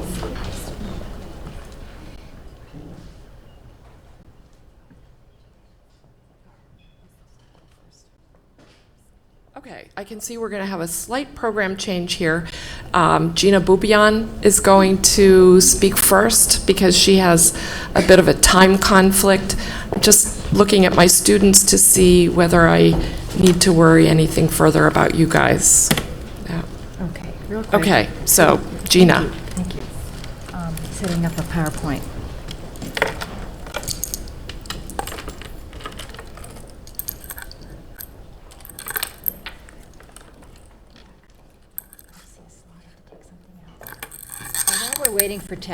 While we're waiting for tech, I just wanted to fill in a few little, is this it? Yes. Okay, that's it. A few little blanks. The veterans, who asked about the veterans? So the veterans do really well in the job market. Employers like them a lot. And last year, 2 of our veterans went to Bloomberg, and, sorry? I'll help you. Sorry. And after Bloomberg was finished, one student was hired full-time and the other one went to the NBC, in the NBC News Associates program. We've had veterans go to the Army Times and Navy Times, the military publications based in DC that used to be owned by Gannett. We had a veteran last year go to ABC News. We've had vets go to Sports Illustrated, BuzzFeed, Wall Street Journal. So there's a lot of options. Someone else asked about MA program and siloing yourself into one. I know from the other end where students get jobs, and we've had MA politics students or MA arts and culture students end up we've got an editor who at Smithsonian Magazine, which is essentially a history magazine. We've had MA Arts and Culture students. We have an editor at Wired magazine, at Popular Mechanics, which you wouldn't think would connect to arts and culture, but it does. So there is a lot of sort of mixing and matching, and that's what we're seeing in the industry in general. So what I'm going to show you now is some statistics gathered from the class that just graduated, and these statistics tell us a lot about where the journalism market is right now. But before, just quickly, I'll tell you, when you come to Columbia, if you make the decision to come here, we on the careers team, we're all former journalists, and we really get in your hair and talk to you a lot about where you want to go and what you're after. And our career office is absolutely nothing like undergrad. We have long conversations with you, as the students can attest, and we get into your business, and it's all to help you find out what you're interested in, what you're passionate about, what you're good at, and where you want to go. So first, a reality check. We have no idea what the job market's going to be like in June 2018, June 2019. We don't know what businesses will implode, which will grow and rediscover themselves and relaunch, like Vice did successfully, but like DNA Info didn't. So this happens a lot. The industry is in flux. But what we do know is that the journalism school students here do really well in the job market, and they also are able to tap into a really powerful alumni network that helps them throughout their careers. So the first statistic I'm going to show you is our employment statistic. Now, this is a number. 73% of the students had plans at graduation, and I have to underline that distinction, at graduation, because other schools, our competitors, and also other schools at Columbia take take their measure of how their graduates do at a different point in the year. For instance, the law school takes their measure 11 months after graduation, the business school 3 months after graduation. Our competitors also have their own measures, like a long time after graduation. We take our measure at graduation because it's when we can get 100% reporting, because we students fill out this massive survey, with many questions on it, about all aspects of their career, of their year here, and this is when we get everybody to answer all these questions, because you don't get graduation tickets for your family until you fill it out, and so as a result, we have 100% reporting. So as you're looking at other journalism schools, to interrogate their numbers, ask them what percentage of the student body is in that number that they're publishing on their website, and ask them when that measure is taken before so just, be smart about asking your questions. So this is a really interesting graph, and it's a little fuzzy because the sun is so bright, but this is a graphic that shows you the distribution as far as platforms, where our students end up who go into journalism. And as you can see, it's completely intuitive that the red line at the top is the digital only kinds of publications where students go, and that has obviously been on the ascent for a long time. These statistics are going back to 2010, and the funny thing happened last year, which is this, you probably heard about the pivot to video. That's the purple line immediately below the red line, and we did see a little spike in students going to companies that were primarily video plus their online staff, and then we did see a little bit of a drop in newspaper jobs, which is the dark blue line underneath that. But as you can see, the broadcast line and the newspaper line are really sort of all over the place. They're very erratic, and we don't know if there's a trend going on, until next year or the year after. So this is it just keeps wiggling around. The green line at the bottom is magazine, jobs, and the online staff, and that definitely has dropped with an unaccounted for mini spike last year. And then the bottom line that you're looking at is wire service jobs. Thank you. So the bottom line is wire service. This is your Dow Jones, your Reuters, Bloomberg, Agence France Presse, the Associated Press. We have definitely seen a drop in those jobs. It's partly due to the fact that Dow Jones folded and was absorbed by the Wall Street Journal. The Wall Street Journal and Dow Jones are the same company. They used to have dozens of bureaus all over the world doing the same kind of thing, and they merged several years ago. So that saw a little collapse in jobs. So remember this graph, because here's what's really interesting. When we ask students, what is your self-reported main job duty that you're doing, you see a completely different kind of picture, which is, this is so hard to read, I'm very sorry. But what you're seeing is that more than half of our students last year who took a journalism job were hired to do text reporting and writing. So that's interesting, because the previous slide showed you that people are sort of spread out between, digital only, broadcast, and newspaper. But here, when you ask people, like, what are you actually doing? They say, oh, I'm writing and reporting. And that's because CNN, CBS, all these broadcast companies and these digital companies are hiring our students to be reporters. They're not hiring students to go on air. They're hiring them to write for websites. So we also definitely saw an increase in students who said they were primarily hired to do video and audio production. That's definitely an increase if you look at the time, the over time. Okay. What's interesting too is this is the power of the Columbia brand now that you're looking at. So that the Columbia's education and its students are so good, and the connections that we have with alums and employers is so strong that the big brand name companies hire a lot of J-School grads every year, to the extent that 11 students out of last year's class went to CNN and its various subsidiaries. 6 people went to CBS, and so on. So it's, this is as of graduation. These numbers changed around and increased as the summer wore on. So as you're looking for grad school, no matter where to say you want to work in the East Coast, or say you would prefer living in California, you should be researching. Go to LinkedIn. That's what we tell students to do. Go to LinkedIn and go to the Columbia Journalism School's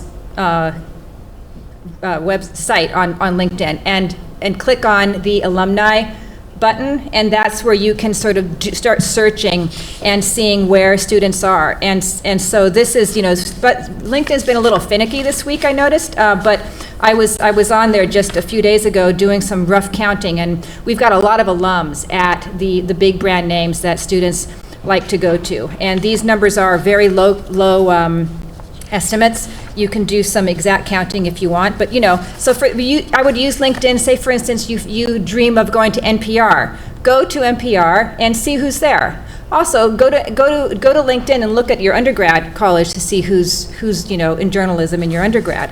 So this is just another sort of way to do your research as you think about grad school and where you want to be.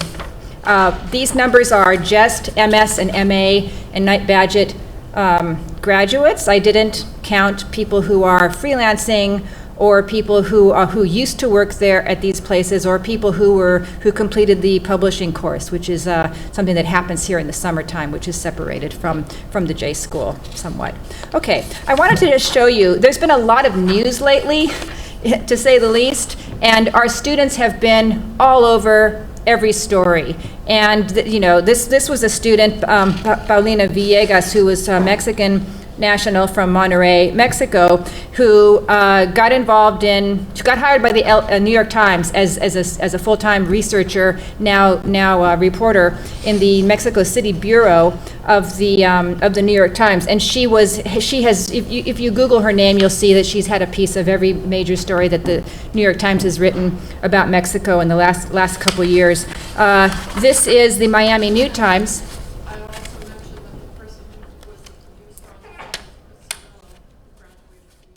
Oh, okay, the video? Oh, right, Chris Cirillo was a sports reporter here who got hired as a videographer. Okay, this is an MA in the science program who went down to the Miami New Times. In the MA program, we have many fine writers, and there's usually a group of people who have only been freelancers, but for very high recognition, brands freelancing. Isabella came to the J School wanting to get a job in a newsroom, just to get some newsroom experience and get some more deadline reporting experience. And so she went down to the Miami New Times as a fellow. They've got 6-month-long fellowships down there. And, she's never done breaking news, but she had to because of the hurricane.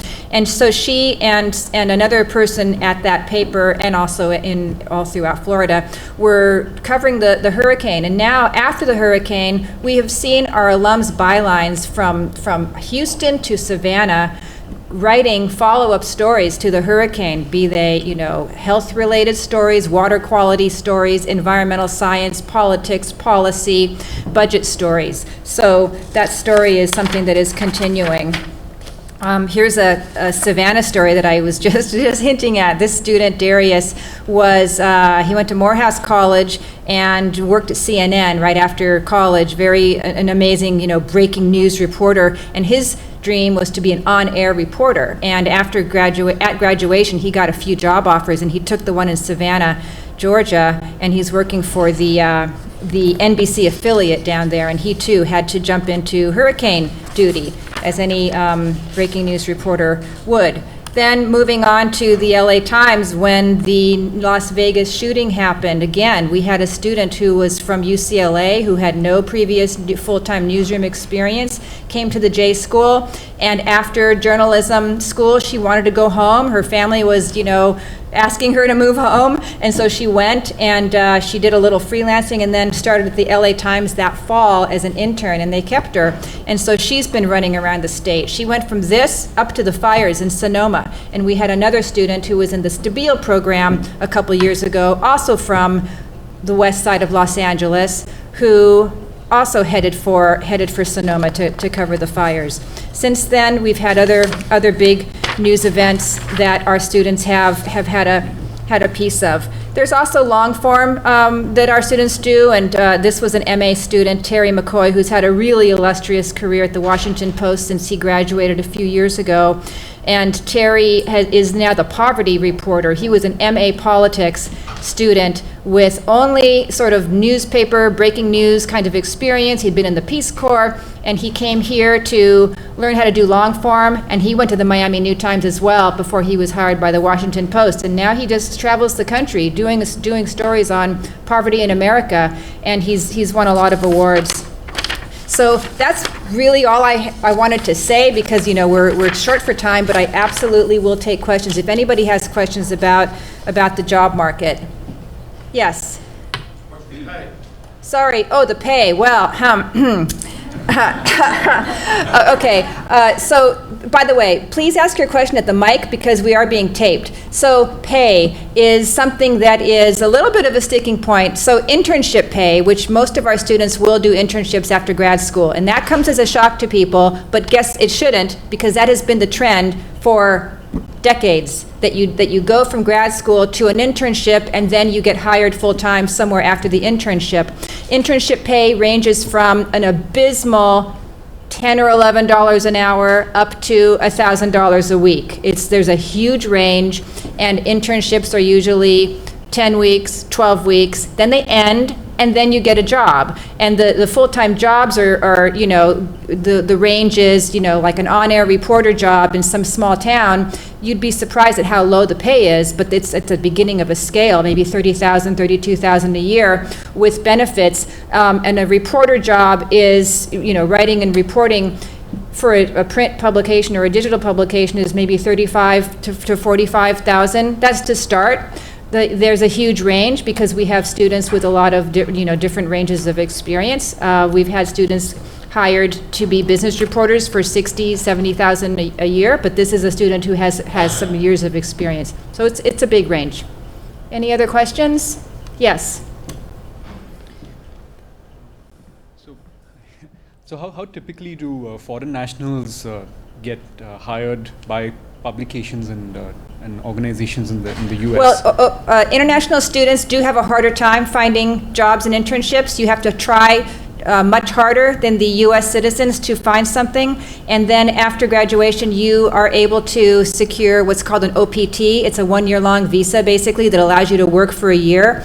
And that, even in the MA program, our students, our international students are more likely to land in an internship, our international students here in New York or somewhere else. And the trouble is that after the internships are over, the typical trajectory is, to sort of make it extend for the whole OPT year, but then people invariably do leave the U.S. because it's hard to find someone to sponsor you full-time for a visa. Thank you. By the way, I will say that our students, if you do LinkedIn and go all over the world, our students are incredibly successful when they go back to their home countries. They have incredible jobs.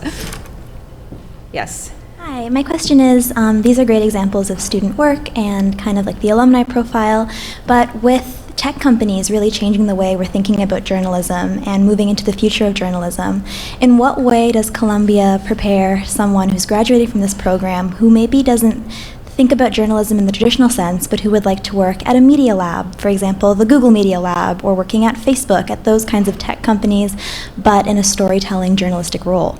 Well, those companies have sort of increasingly been reaching out to us for our students as word travels that we've got the dual degree program in computer science and also the data degree program. Our students who have been graduating in these programs get a wide range of jobs too. We've had students go to Apple and Facebook and Google. We have, Google runs a news fellowship program that's very competitive, and it seems like every year they hire somebody from here. So the computer science students do a range of things. Some of them even just don't go into journalism at all and decide to take a really high-paid, more tech job. But the data students are doing a wide range of sort of newsroom types of jobs because they're typically like liberal arts majors who come here to try to learn data to make their storytelling more data-based. And so they're getting the same kinds of jobs that the regular MS students are getting, or they're getting jobs doing interactive graphics and, manipulatives on the website, or website production jobs.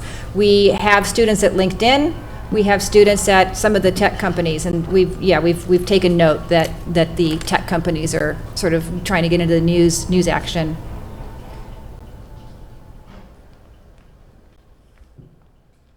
Hi, I'm already a reporter at a hyperlocal daily market, and I've been wanting to make the transition into a larger market, and finding that really difficult. Do you have a lot of students that are working in hyperlocal news, and are they able to kind of it's great that this guy was able to break into long form reporting at the Washington Post. Do you see a lot of students like that? We see a lot of students like that. I mean, there's a big group of students every year that come directly from undergrad, but then there's another big group who have 2 or 3 or 4 years of daily experience, and they are wanting to transition to a completely different platform, or to get into long form, to become a writer with a capital W. That happens a lot here. So we have, every year, there's students who say what you just said. I've been having trouble getting to the next biggest market, and that's why I'm here. I'm sick of writing 8 to 10 inch, crime and police stories. I want to write long form. So that, we hear that a lot, and this is a good place to learn long form. In the comfort of a classroom, where you have a professor who's going to edit you to, like crazy. So, those applicants with like the 3 to 5 years of experience, do they tend to go for the MA program or the MS? It depends. It depends on what you want out of it. If you're passionate about a particular subject matter, then the MA program might call to you more. But we have plenty of students in the MS program with experience who want to learn video, because they're not getting that chance to get their hands on video equipment and learn how to edit, or audio. A lot of students come here and fall in love with radio, and so there's a big range. I would say, I don't know what the percentages are, but it seems like there's a whole lot of students in the MS program who have experience, who are here trying to learn long form or video or audio or data. Thank you. Any other? That's it? Okay. Thanks so much, and good luck with your decision.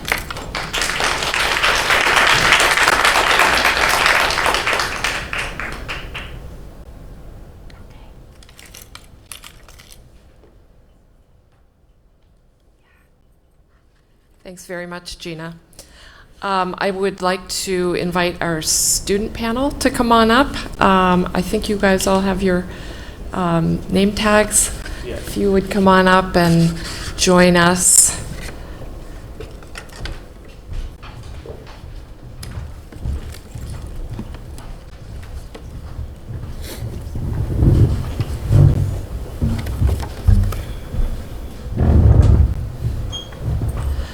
And what I'm going to do is I'm going to ask you each to introduce yourselves and to talk a little bit, first of all, about what you were doing before you applied to the journalism school, why you applied to the journalism school, and a little bit about what you're finding now that you're here. And of course, there will be plenty of opportunity to ask questions of the student panel as well. So Isaac, would you like to start? Sure, why not? Hi everybody, I'm Isaac. It's a pleasure to be here talking to you. I remember being in your seat, so I'm glad to help out. Before this, I was working full-time as a breakfast cook. I was also teaching critical writing to undergraduates part-time, and I was freelancing for the Huffington Post. So I was juggling a lot. I think it was around my 1 millionth egg that I scrambled that I realized that I thought about journalism all the time. And so I applied to the program. I was ecstatic when I got in. I think my decision to come here, I was confident in my skills as a writer, but there were a lot of gaps in my knowledge as far as reporting, the more technical aspects of things, and so I needed help with that. I needed somebody to teach me, and I think just the access that you have here to professors and journalists who are at the top of their game, it's something that certainly as a breakfast cook or just a teacher, like I didn't have that access, and that's been invaluable to me. and also just being around people who are as excited about sort of like the weird things that you're excited about. I think it was like my first week of journalism school, I was like, these are my people. So yeah, it's just been an incredible experience for me so far, and yeah, I'll pass it off. Oh, okay. Thank you. Christian. My name is Christian. I work currently and before I applied here as a reporter at the local Telemundo affiliate here, Channel 47. And one of the main reasons that I decided to apply is because for such a long time, I had been doing a couple pieces in English for WNBC here, and I had been working on that, but I wanted to make that full transition into that. And I think that what I've learned from so many of my classmates, I'm in the part-time program and I'm in the Stabile program. So I've seen how they have grown and they've gotten a chance to learn so much from being in the program and also being able to work at the same time. And I thought that this was my chance to do it. I had already been working at Telemundo for about a year, and you know, I thought, why not? And I've learned so much since I started in May. That's it. Thank you. Hala. Hi, my name is Holloway, and as you can see, there's no age limit to coming to Columbia Journalism School. I come from Iran, and I accidentally fell into journalism as a fixer, and when I was trying to progress that career, somehow I had to stop because of various political issues. So then I became an artist. So for 10 years, I was an artist, and I produced some great art, I think.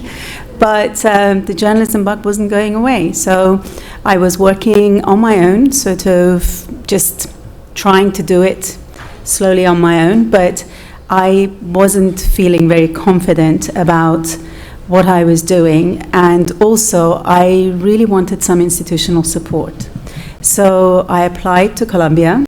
A mentor, an editor mentor, recommended because she was an alumna, and it was very scary when I got in, actually, because I sort of thought, oh, I'm not going.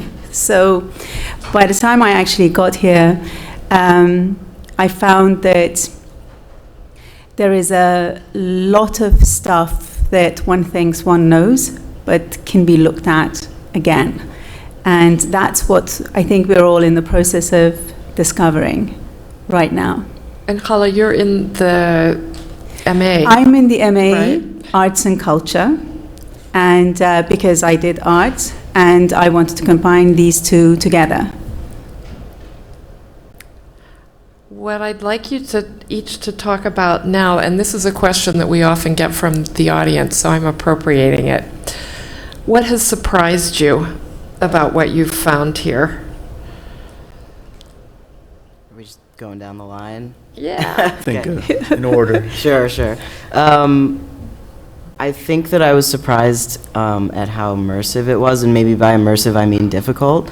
Not that I wasn't expecting it to be difficult, but I guess I sort of thought, well, I'm a writer, you know, I can whip off 500 words, but it's really hard, and I don't say that as a means of discouraging you. I say it, you know, that's what I was looking for in a program. I wanted something that was going to push me beyond what I knew.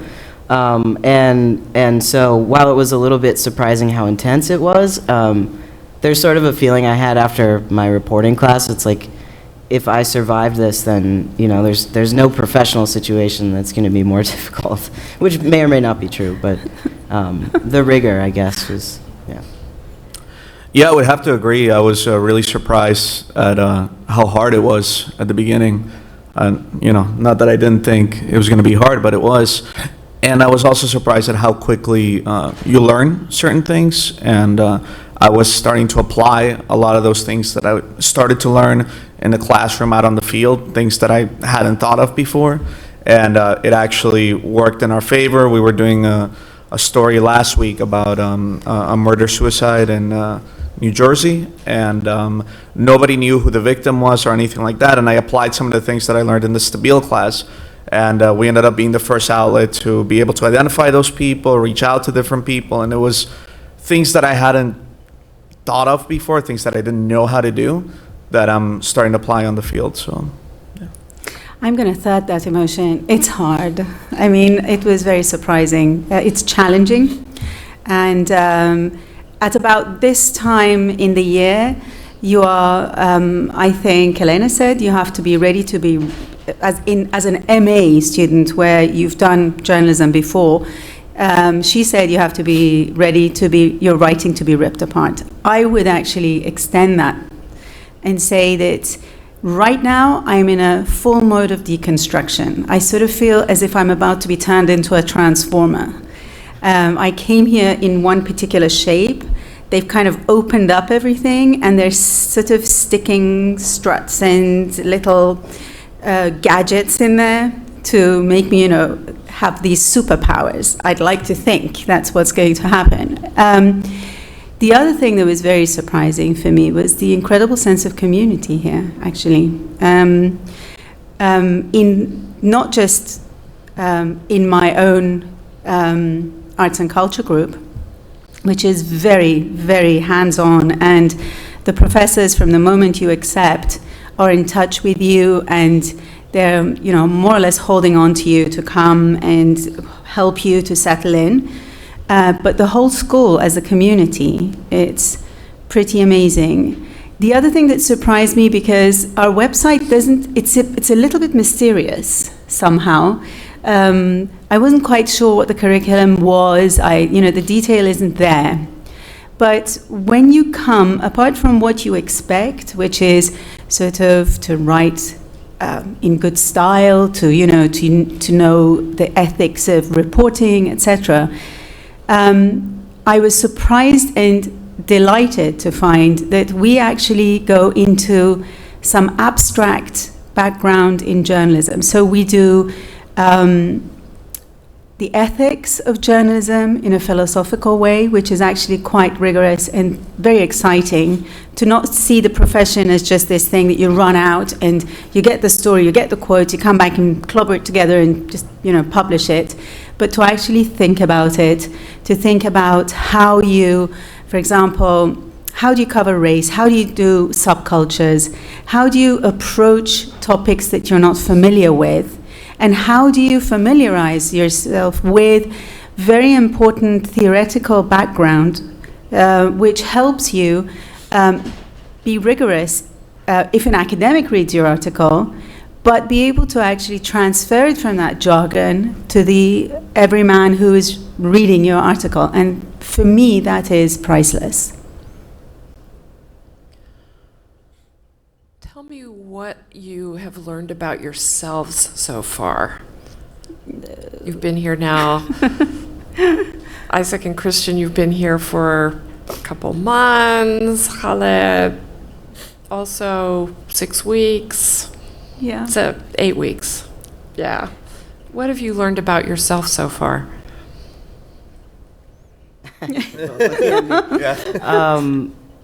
Okay, I think I've learned that I'm more easily discouraged than I thought I was, but that I'm also more resilient than I thought I was. I think after a couple times of losing a source or getting lost in the city or whatever happens in your reporting, I think you learn that it works out and that you have a lot in you that you don't realize. So I think I've learned that, I'm a bit more resilient than maybe I knew. For me, I've definitely been able to better my time management skills. I was not very good at that before, and the school kind of forces you to be on top of everything that you do, and I think that I realized that there's so much more growth. No matter how much you learn, there's always so much more that you can learn, and I think that was my biggest realization, and being able to organize the events calendar on my iPhone. That's it. I think for me, this what I've realized, apart from resilience, which I think is absolutely, because how are we coping right now? How is it that we're managing all the stuff that we're doing? And it's the capacity. If someone had said to me that you will be doing all these things by November, I would have thought, go on, no way. She might have turned me down. but the system is very well designed. It's almost like, even as you're being deconstructed, there is this incredible scaffolding. I'm using a lot of construction metaphors here for some reason, but there seems to be this very, there's a structure to hold you and direct you towards your goals, and it will critique you, and it will rip your writing apart. At some point you will feel, I was a writer before I came here, why am I doubting everything? But because everything's being tweaked. And but the whole system is holding you to go forward towards that goal, which is the long piece. And everything that you do, from your investigative, from statistics. I'm doing statistics. Who would have ever thought I would do statistics?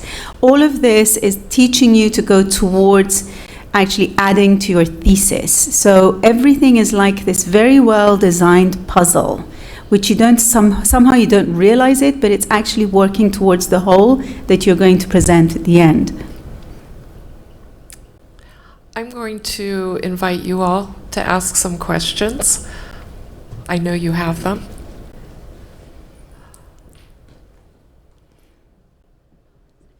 I'll go since I'm closer to the mic. Thank you so much for coming. My name's Tina Yu, and I have a question for the panel. So I'm actually a career changer myself, and I want to ask, how did you prepare yourself before applying to the school? Because I'm working in something that's completely unrelated to journalism right now, and I know that usually you require a portfolio. So how did you go about making that portfolio, I guess? Isaac, you were the leader. Yeah, sure. Yeah, I think that's a really good question. For one, I read the news all the time. You probably already do that if you're interested, but I think it's crucial to do that because it really helped me, especially local news. If you're in the city, I'm not sure if you are, but I did a lot of that. I tried to freelance on my own and wasn't always successful in getting published, but I think it's worth doing. Yeah, I think just immerse yourself. I read books about journalism also, and there's a really great reading list. I think it might be on the website, might be publicly available. But if you can find it, it's great, and pick a couple of those and just, what do you do now, if you don't mind me asking? So I actually work in accounting, which is completely different, but I did do a lot of writing in college and high school. So just to add on to that question, how long did it take you to reach your application process before you felt like you were ready to apply to a journalism school? I spent 3 months on my 3 essays. For the MA, we have to write 3 essays, an autobiographical one, a professional one, and what we want to get out of it. And I actually wrote and rewrote that and played with it for 3 months until I was happy, and I kept sort of tweaking it. So, I took a long time, but I wasn't working full time. I was a mom and a housewife before I came here, so I had the time to do that, but I did take that long. Yeah, and I think for the work clips, if you don't have them, I'm not sure, but I think you can turn in essays that you've done in the past and things like that to show your written work. And it was a challenge for me too, because my work is in Spanish and my work is broadcast. So I was like, well, what do I turn in, And I really had to dig deep and look around. And I found different things that I could turn in for the application. So I think it's just a matter of looking around. There is something that you have, or something that you can turn in. And you can also feel free to get in touch with us in the admissions office with that question, because we can talk with you about what the possibilities are. Just some other examples: people have used blogs that they have kept. People have used, I had somebody who was actually coming from Goldman Sachs who had never done any journalism at all, and was at a real loss.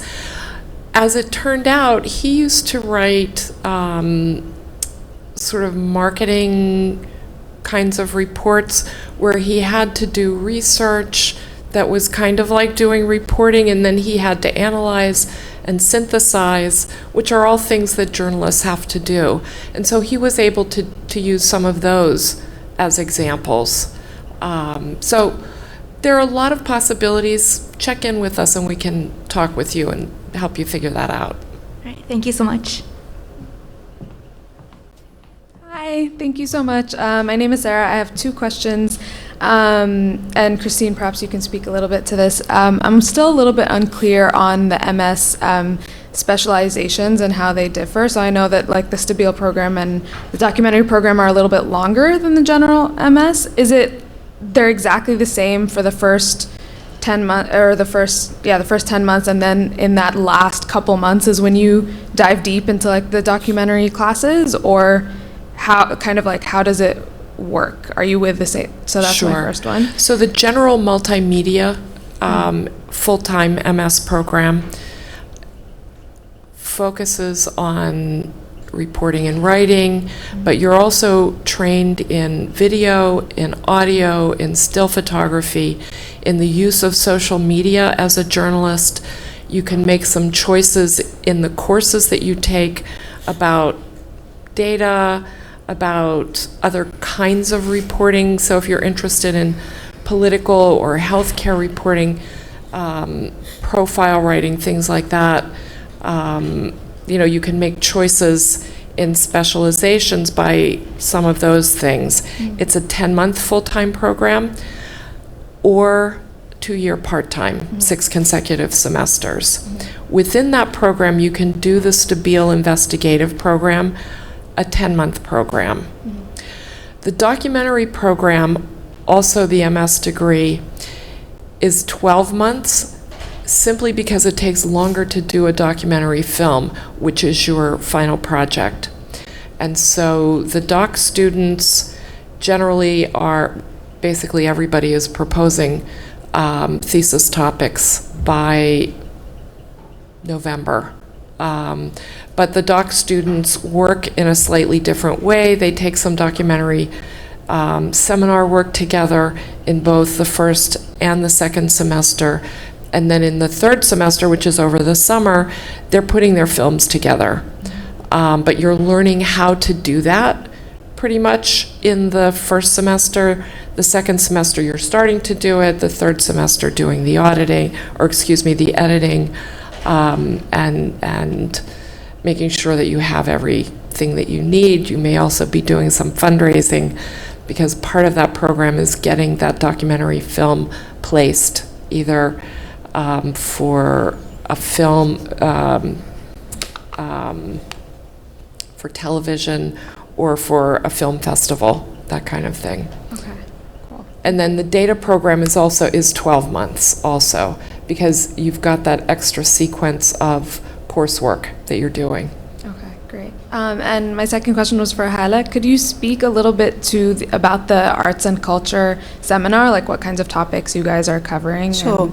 It's, apart from the basic skills that I was saying, that your writing will be dismantled and put back together again, every week we look at least one cultural theory or theoretical paper, at least one, could be maybe 2, and then we read some current articles or quite old articles that have been written about the subject, and then compare them.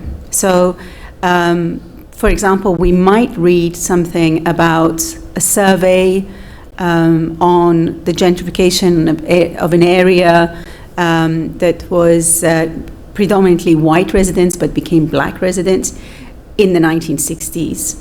And then we read something else that's being written now, and we look at how our style of writing has changed, how our ideas have changed, and then we try to understand how that should be incorporated into our understanding. There is also, obviously, the typical arts and culture things that we have to do, like learn how to write a very long profile by spending time with an artist, review arts. I have so far reviewed a photographic exhibition, a drag lip sync, and also a performance by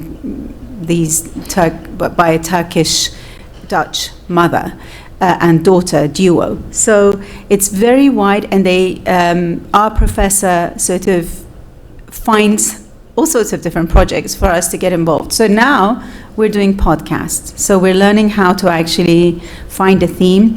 The seminars are in terms of we have to find what we want to do, but they become like editorials. And everything about the scheduling is if you're in a kind of a newsroom that keeps giving you things to do. So you're constantly on your toes, but then the theory's there, the skills are there, it's all happening, it's all there. Thank you. Does that answer your question? That's great. Good. Thank you. And Christian and Isaac, if you want to jump in also and talk about any of the way some of your classes approach these issues, that would be great. Just quickly, I mean, since I'm part of the Stabile program, I'm taking my Stabile class right now on top of whatever my regular classes would be. So it's not, I don't know how it works later on down the line, but I know that I'm taking both Stabile classes and regular classes. In terms of curriculum, or? Yeah, if there are any things that, that you find are interesting about.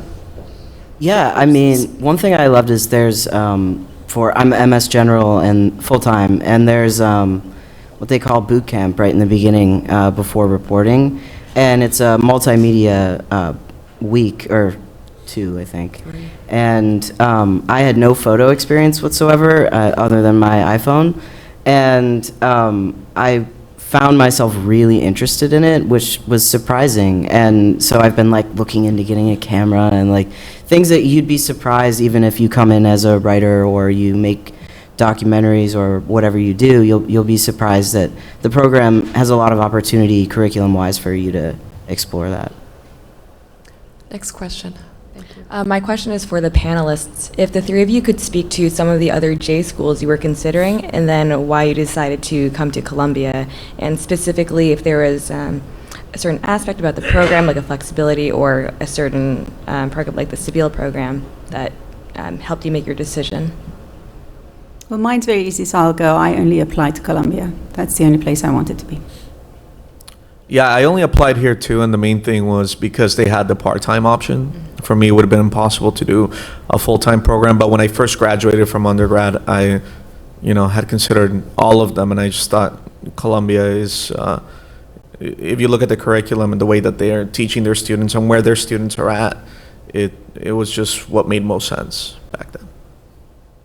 I applied to 3 schools in New York because my life is here and I wanted to stay here. So I applied here, I applied to the CUNY Graduate School, and I applied to NYU.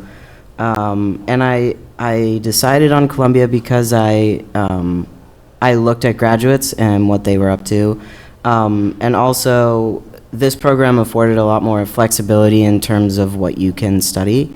Some of the other programs were more focused, like I know the CUNY program seemed super interesting. It was really focused on local news and seemed like that was the, but I'm sure it's different by concentration, but this program really gave a lot of flexibility in finding, what topics you want to cover, what your interests are, so. Thank you. Hi, thank you for being here. My name is Angie. I have a question about this new era of social media and news reporting.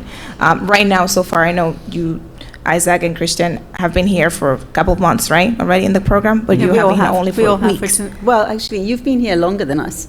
The MS students start earlier, about a month earlier or a couple of weeks earlier, I'm not sure. Yeah, we started in August. So, I started so in terms of like the program, how long did it take you to actually like learn this new short version of reporting when it comes to like now Facebook and maybe Snapchat, because I know that some professors that were there were talking about that. At what point you get to that classes in that sense, if that makes sense? I think we're here for long. For the MA, so for the MA certainly we're here for the long form reporting. We're here for long form narrative journalism mainly. So we're not concentrating on doing short reportage. Is there any point in the program in which they touch base on now this new version of journalism, or no? It hasn't come up for us yet, but it might have for you. So in the MS part-time program, you spend the summer doing the boot camp, which is where you focus on that. You make a website on this on Medium, and you figure out how to do all these different things across all your social media platforms, and you're introduced into that. So I know that the MS and the MA are they're different, and I know that in the MS, at least in the part-time, you spend a summer doing a boot camp and you integrate social media into everything that you're doing. That was my experience, at least. Yeah, I was going to say too, the boot camp, we talked about it a lot, and in our reporting class, we talked about it a lot. Some of our assignments focused on using social media, and I will say, in every class that I've been in here, we've talked about social media a lot. So whether or not there's specific training in it, you do get that in reporting and earlier. But we're talking about it a lot here, students and faculty alike. It seems you can't not talk about it right now. And so yeah, it's definitely I would consider it a feature of the program for sure. The other thing that I would mention about social media is that there are different kinds of platforms across different countries as well. And we've got quite a large international student population here. And so the conversations also encompass what's going on in journalism, what's going on in social media in other countries. So all of that is also a part of the classroom discussion. Thank you very much. Hello. My name is Cheyenne, and my question is, what, if anything, do you believe helped you stand out or made you stand out when applying? And what advice would you give to others in standing out themselves in the application process? I think all of us have kind of interesting stories, and I know that everyone in the classroom that I've had in my classes has had some kind of interesting thing or something that has driven them to journalism. And I think if you just highlight what drives you to do journalism and your personal story behind it, I think that that's mainly what has made everyone that at least that I've talked to stand out, why they're applying and what they plan to do with that, and aside from the clips, it's just more about your personal story. And I think everyone has an interesting personal story.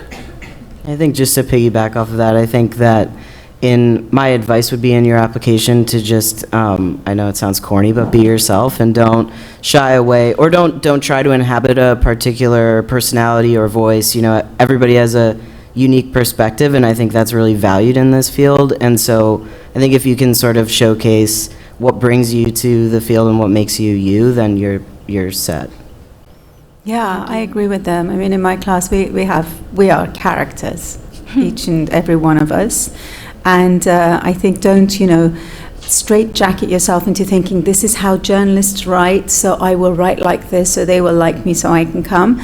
Just use your own voice. I think more than anything, the faculty are looking to see if you are willing to use your voice. And then they will give you all the other skills that makes you go forward with it. I'm not quite sure whether the word authentic is the one, but just your voice, not what Reuters would write, what you would say if you're writing to a friend, but obviously in a clear way. Thank you. Okay, I'm going to say thank you then to our student panel.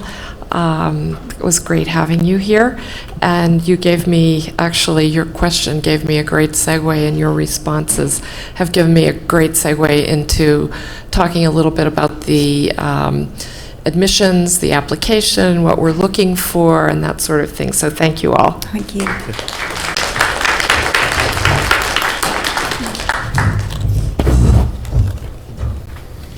So what are we looking for? And I'm going to go through this quickly because I know we're a little bit behind schedule. And we still want to hear from Taryn, because I know that you've got some questions about scholarships and financial aid. The application process, very similar to what you have done if you have applied to university anywhere else in the United States. Somewhat different if you have applied to university in other countries.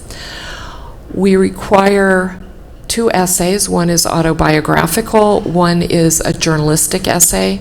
If you're applying to one of the specialized programs, so investigative, documentary, data, any of the concentrations within the MA program, you're going to want to do a 3rd essay about your interest in that particular area of journalism.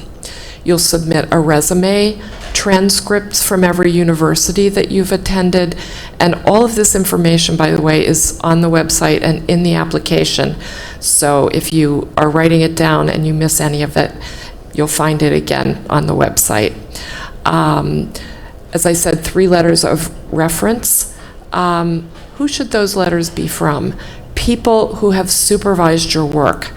What do I mean by supervised your work? They were your direct supervisors, and they either did your performance evaluation or they gave you a grade in the classroom.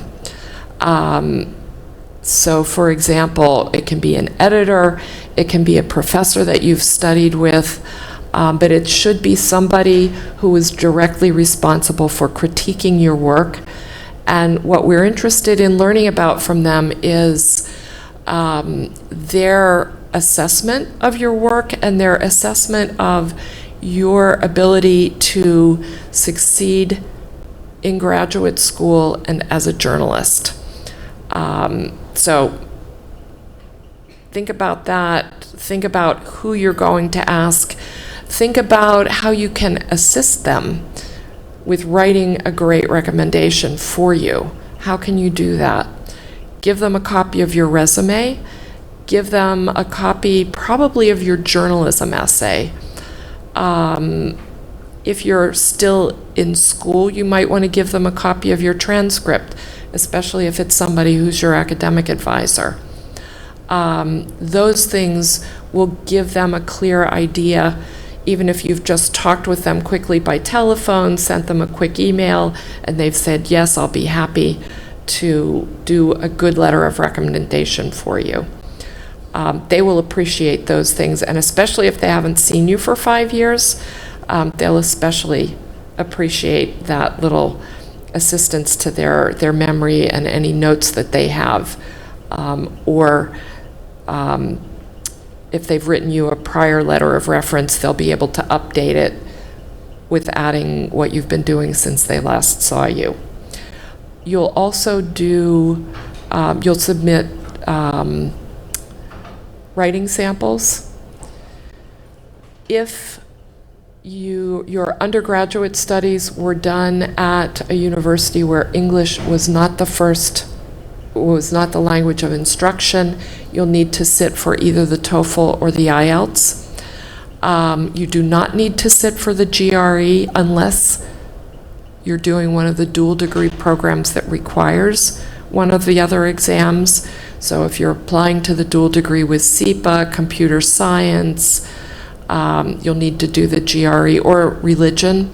You'll need the GRE. If you're applying to law, you'll also need the LSAT. If you're applying to business, I believe they take either the GRE or the GMAT. If you're applying to a dual degree program, make sure that you look at the other school's website, because you're going to be, with the exception of computer science, submitting 2 separate applications. So 2 completely separate applications, which will be considered by 2 separate admission committees. The computer science dual degree program is actually considered by a joint committee of journalism and engineering faculty. I will also say that application runs through the computer science department website. If you have any trouble finding that, just let us know. We'll send you the link. What have I left out? Did I leave anything out, Taryn? Okay, that's the application. The MS writing test. I knew that you guys were so intimidated by it that I forgot already. For people who are applying to the Master of Science program, the journalism school does give a writing test. It is solely a writing test. It's 90 minutes. There are 3 30-minute sections. You can allocate your time as you would like. It's an online test. We send you the instructions for it once you have submitted your application. So the sooner you submit your application, the sooner we'll send you the instructions. It's basically you have a series of questions that you can choose from, some short answers, some longer form, and you're given several questions to choose from for each section. It's current events. It's things that you've been paying attention to. What the application does is it gives us several opportunities to look at your writing. So there are the essays that you write, the autobiographical, the journalism, the specialization essays. We assume that they have been edited. They've been edited by you, they've been edited by somebody else. We assume the same thing for your clips. Somebody has edited those. And if they haven't, you should have somebody edit them before you submit them. The writing test shows us what happens when you sit down at the computer and you're writing. It's absolutely you, it's only your work. So think about the application and each part of the application as part of your story.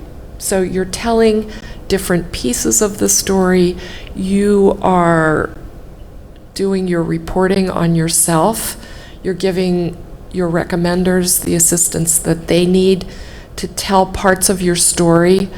And I think, as the students mentioned, you want to give us as complete a picture as possible.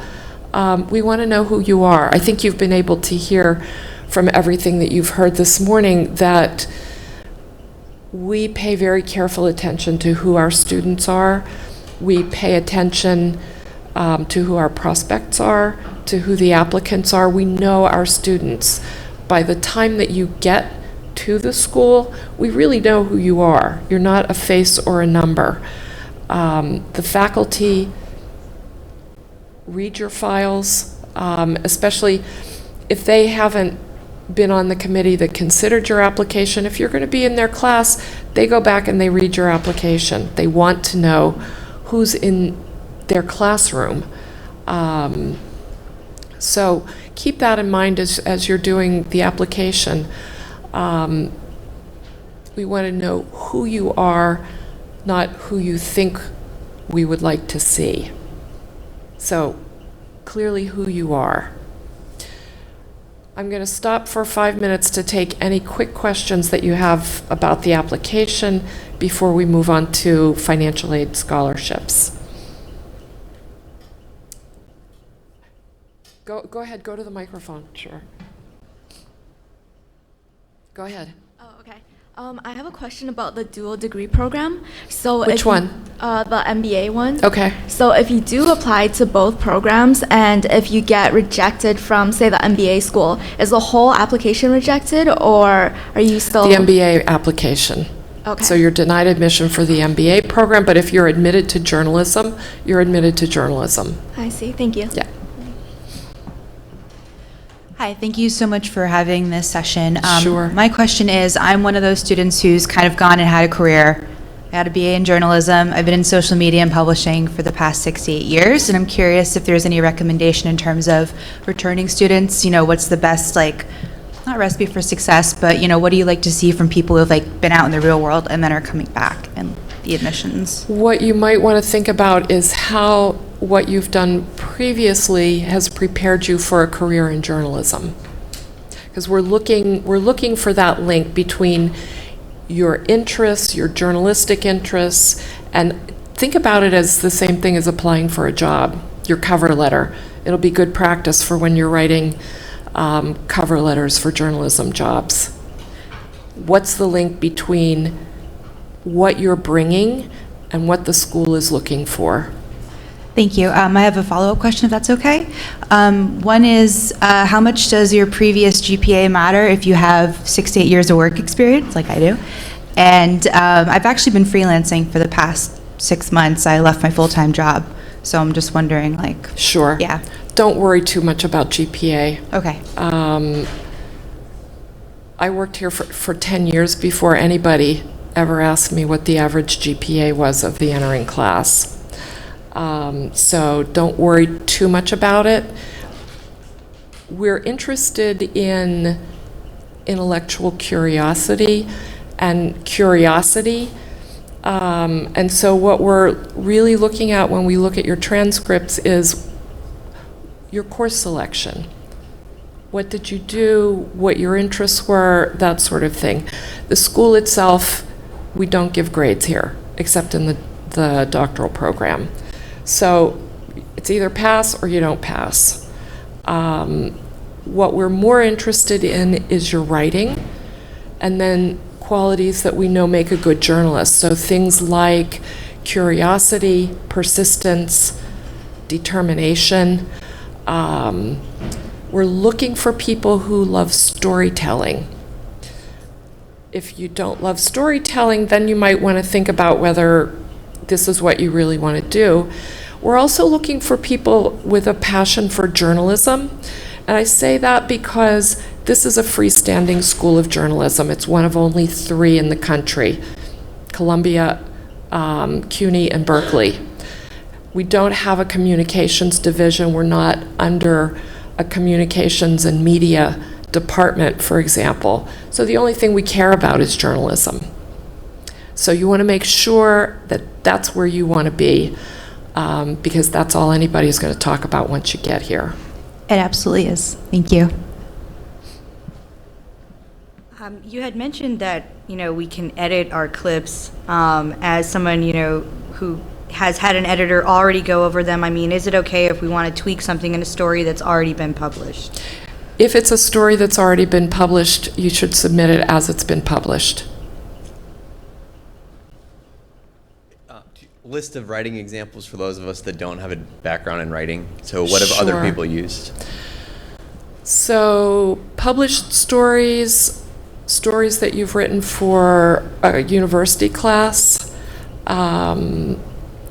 Some people have used abstracts from longer papers that they've written, blog posts. And when I say blogs, we're looking for a blog that follows a particular, perhaps, subject that's not yourself.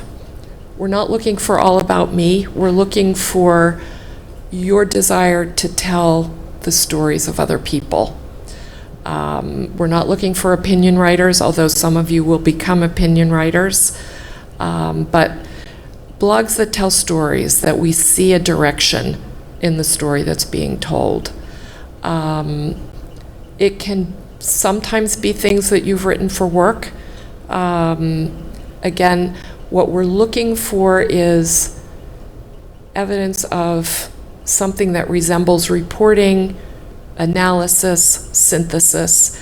There are other possibilities as well for people who've done audio and video work.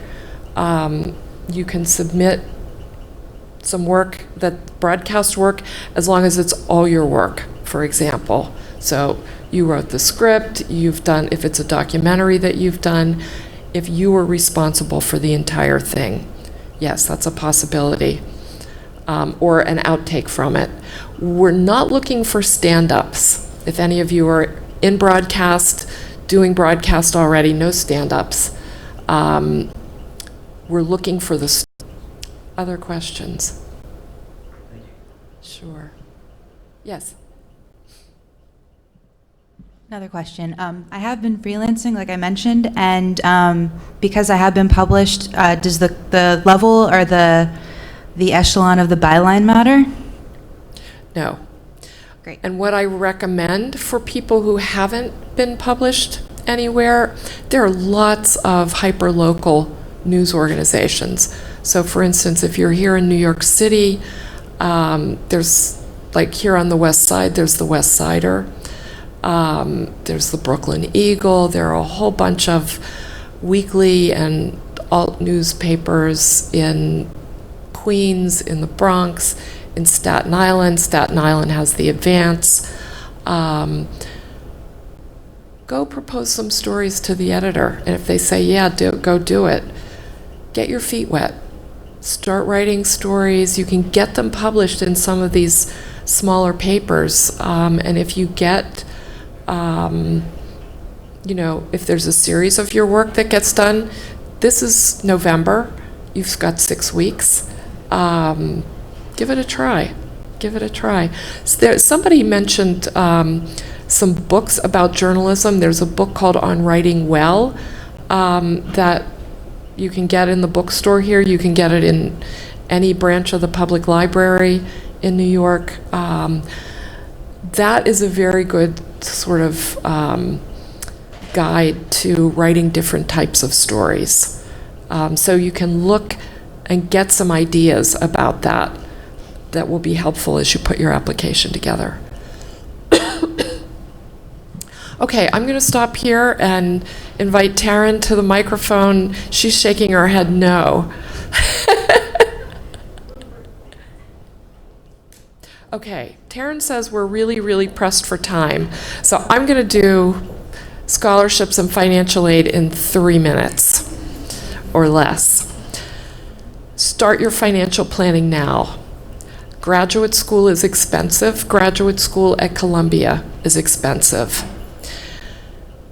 You've heard a lot from other speakers about why it was worthwhile to them. You need to think about that for yourself as well. Most students who come here use a combination of personal funds, journalism school scholarship funds, third-party scholarship funds, and federal student loans if they are U.S. citizens or permanent residents. International students coming from outside the country can apply for Fulbright funding. If they are applying from most countries in Central and Latin America, there are government scholarships that are available. We have most of them listed on our website for most countries, at least for the ones that we know about. There is USAID funding in some places. There's Muskie funding. There is Soros funding.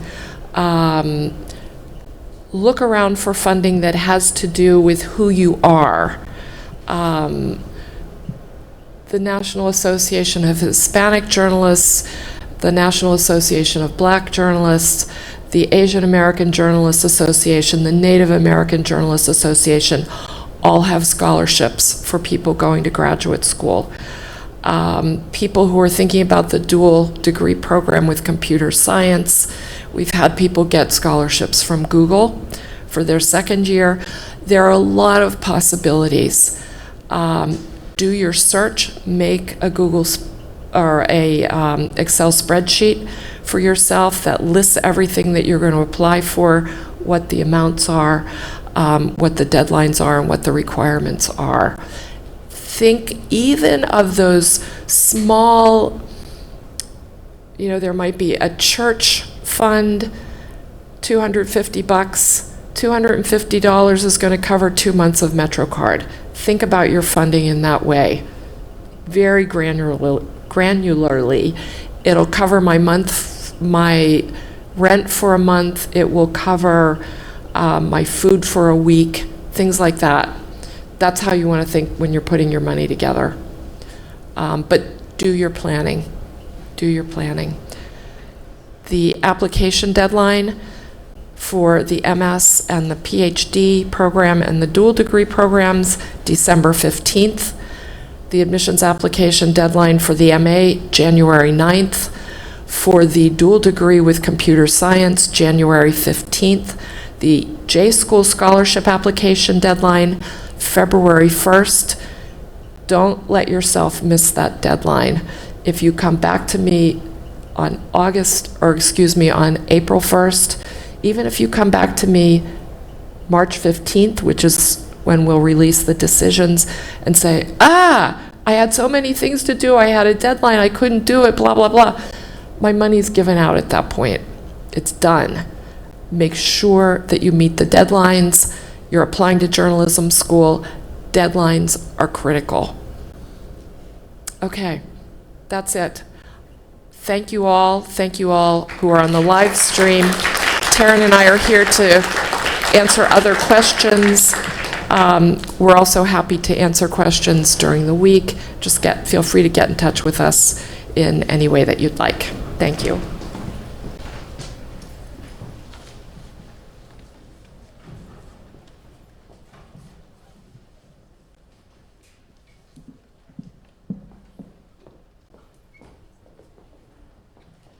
The other hallmark of being a great journalism student is you don't leave any food. So please help yourselves on the way out.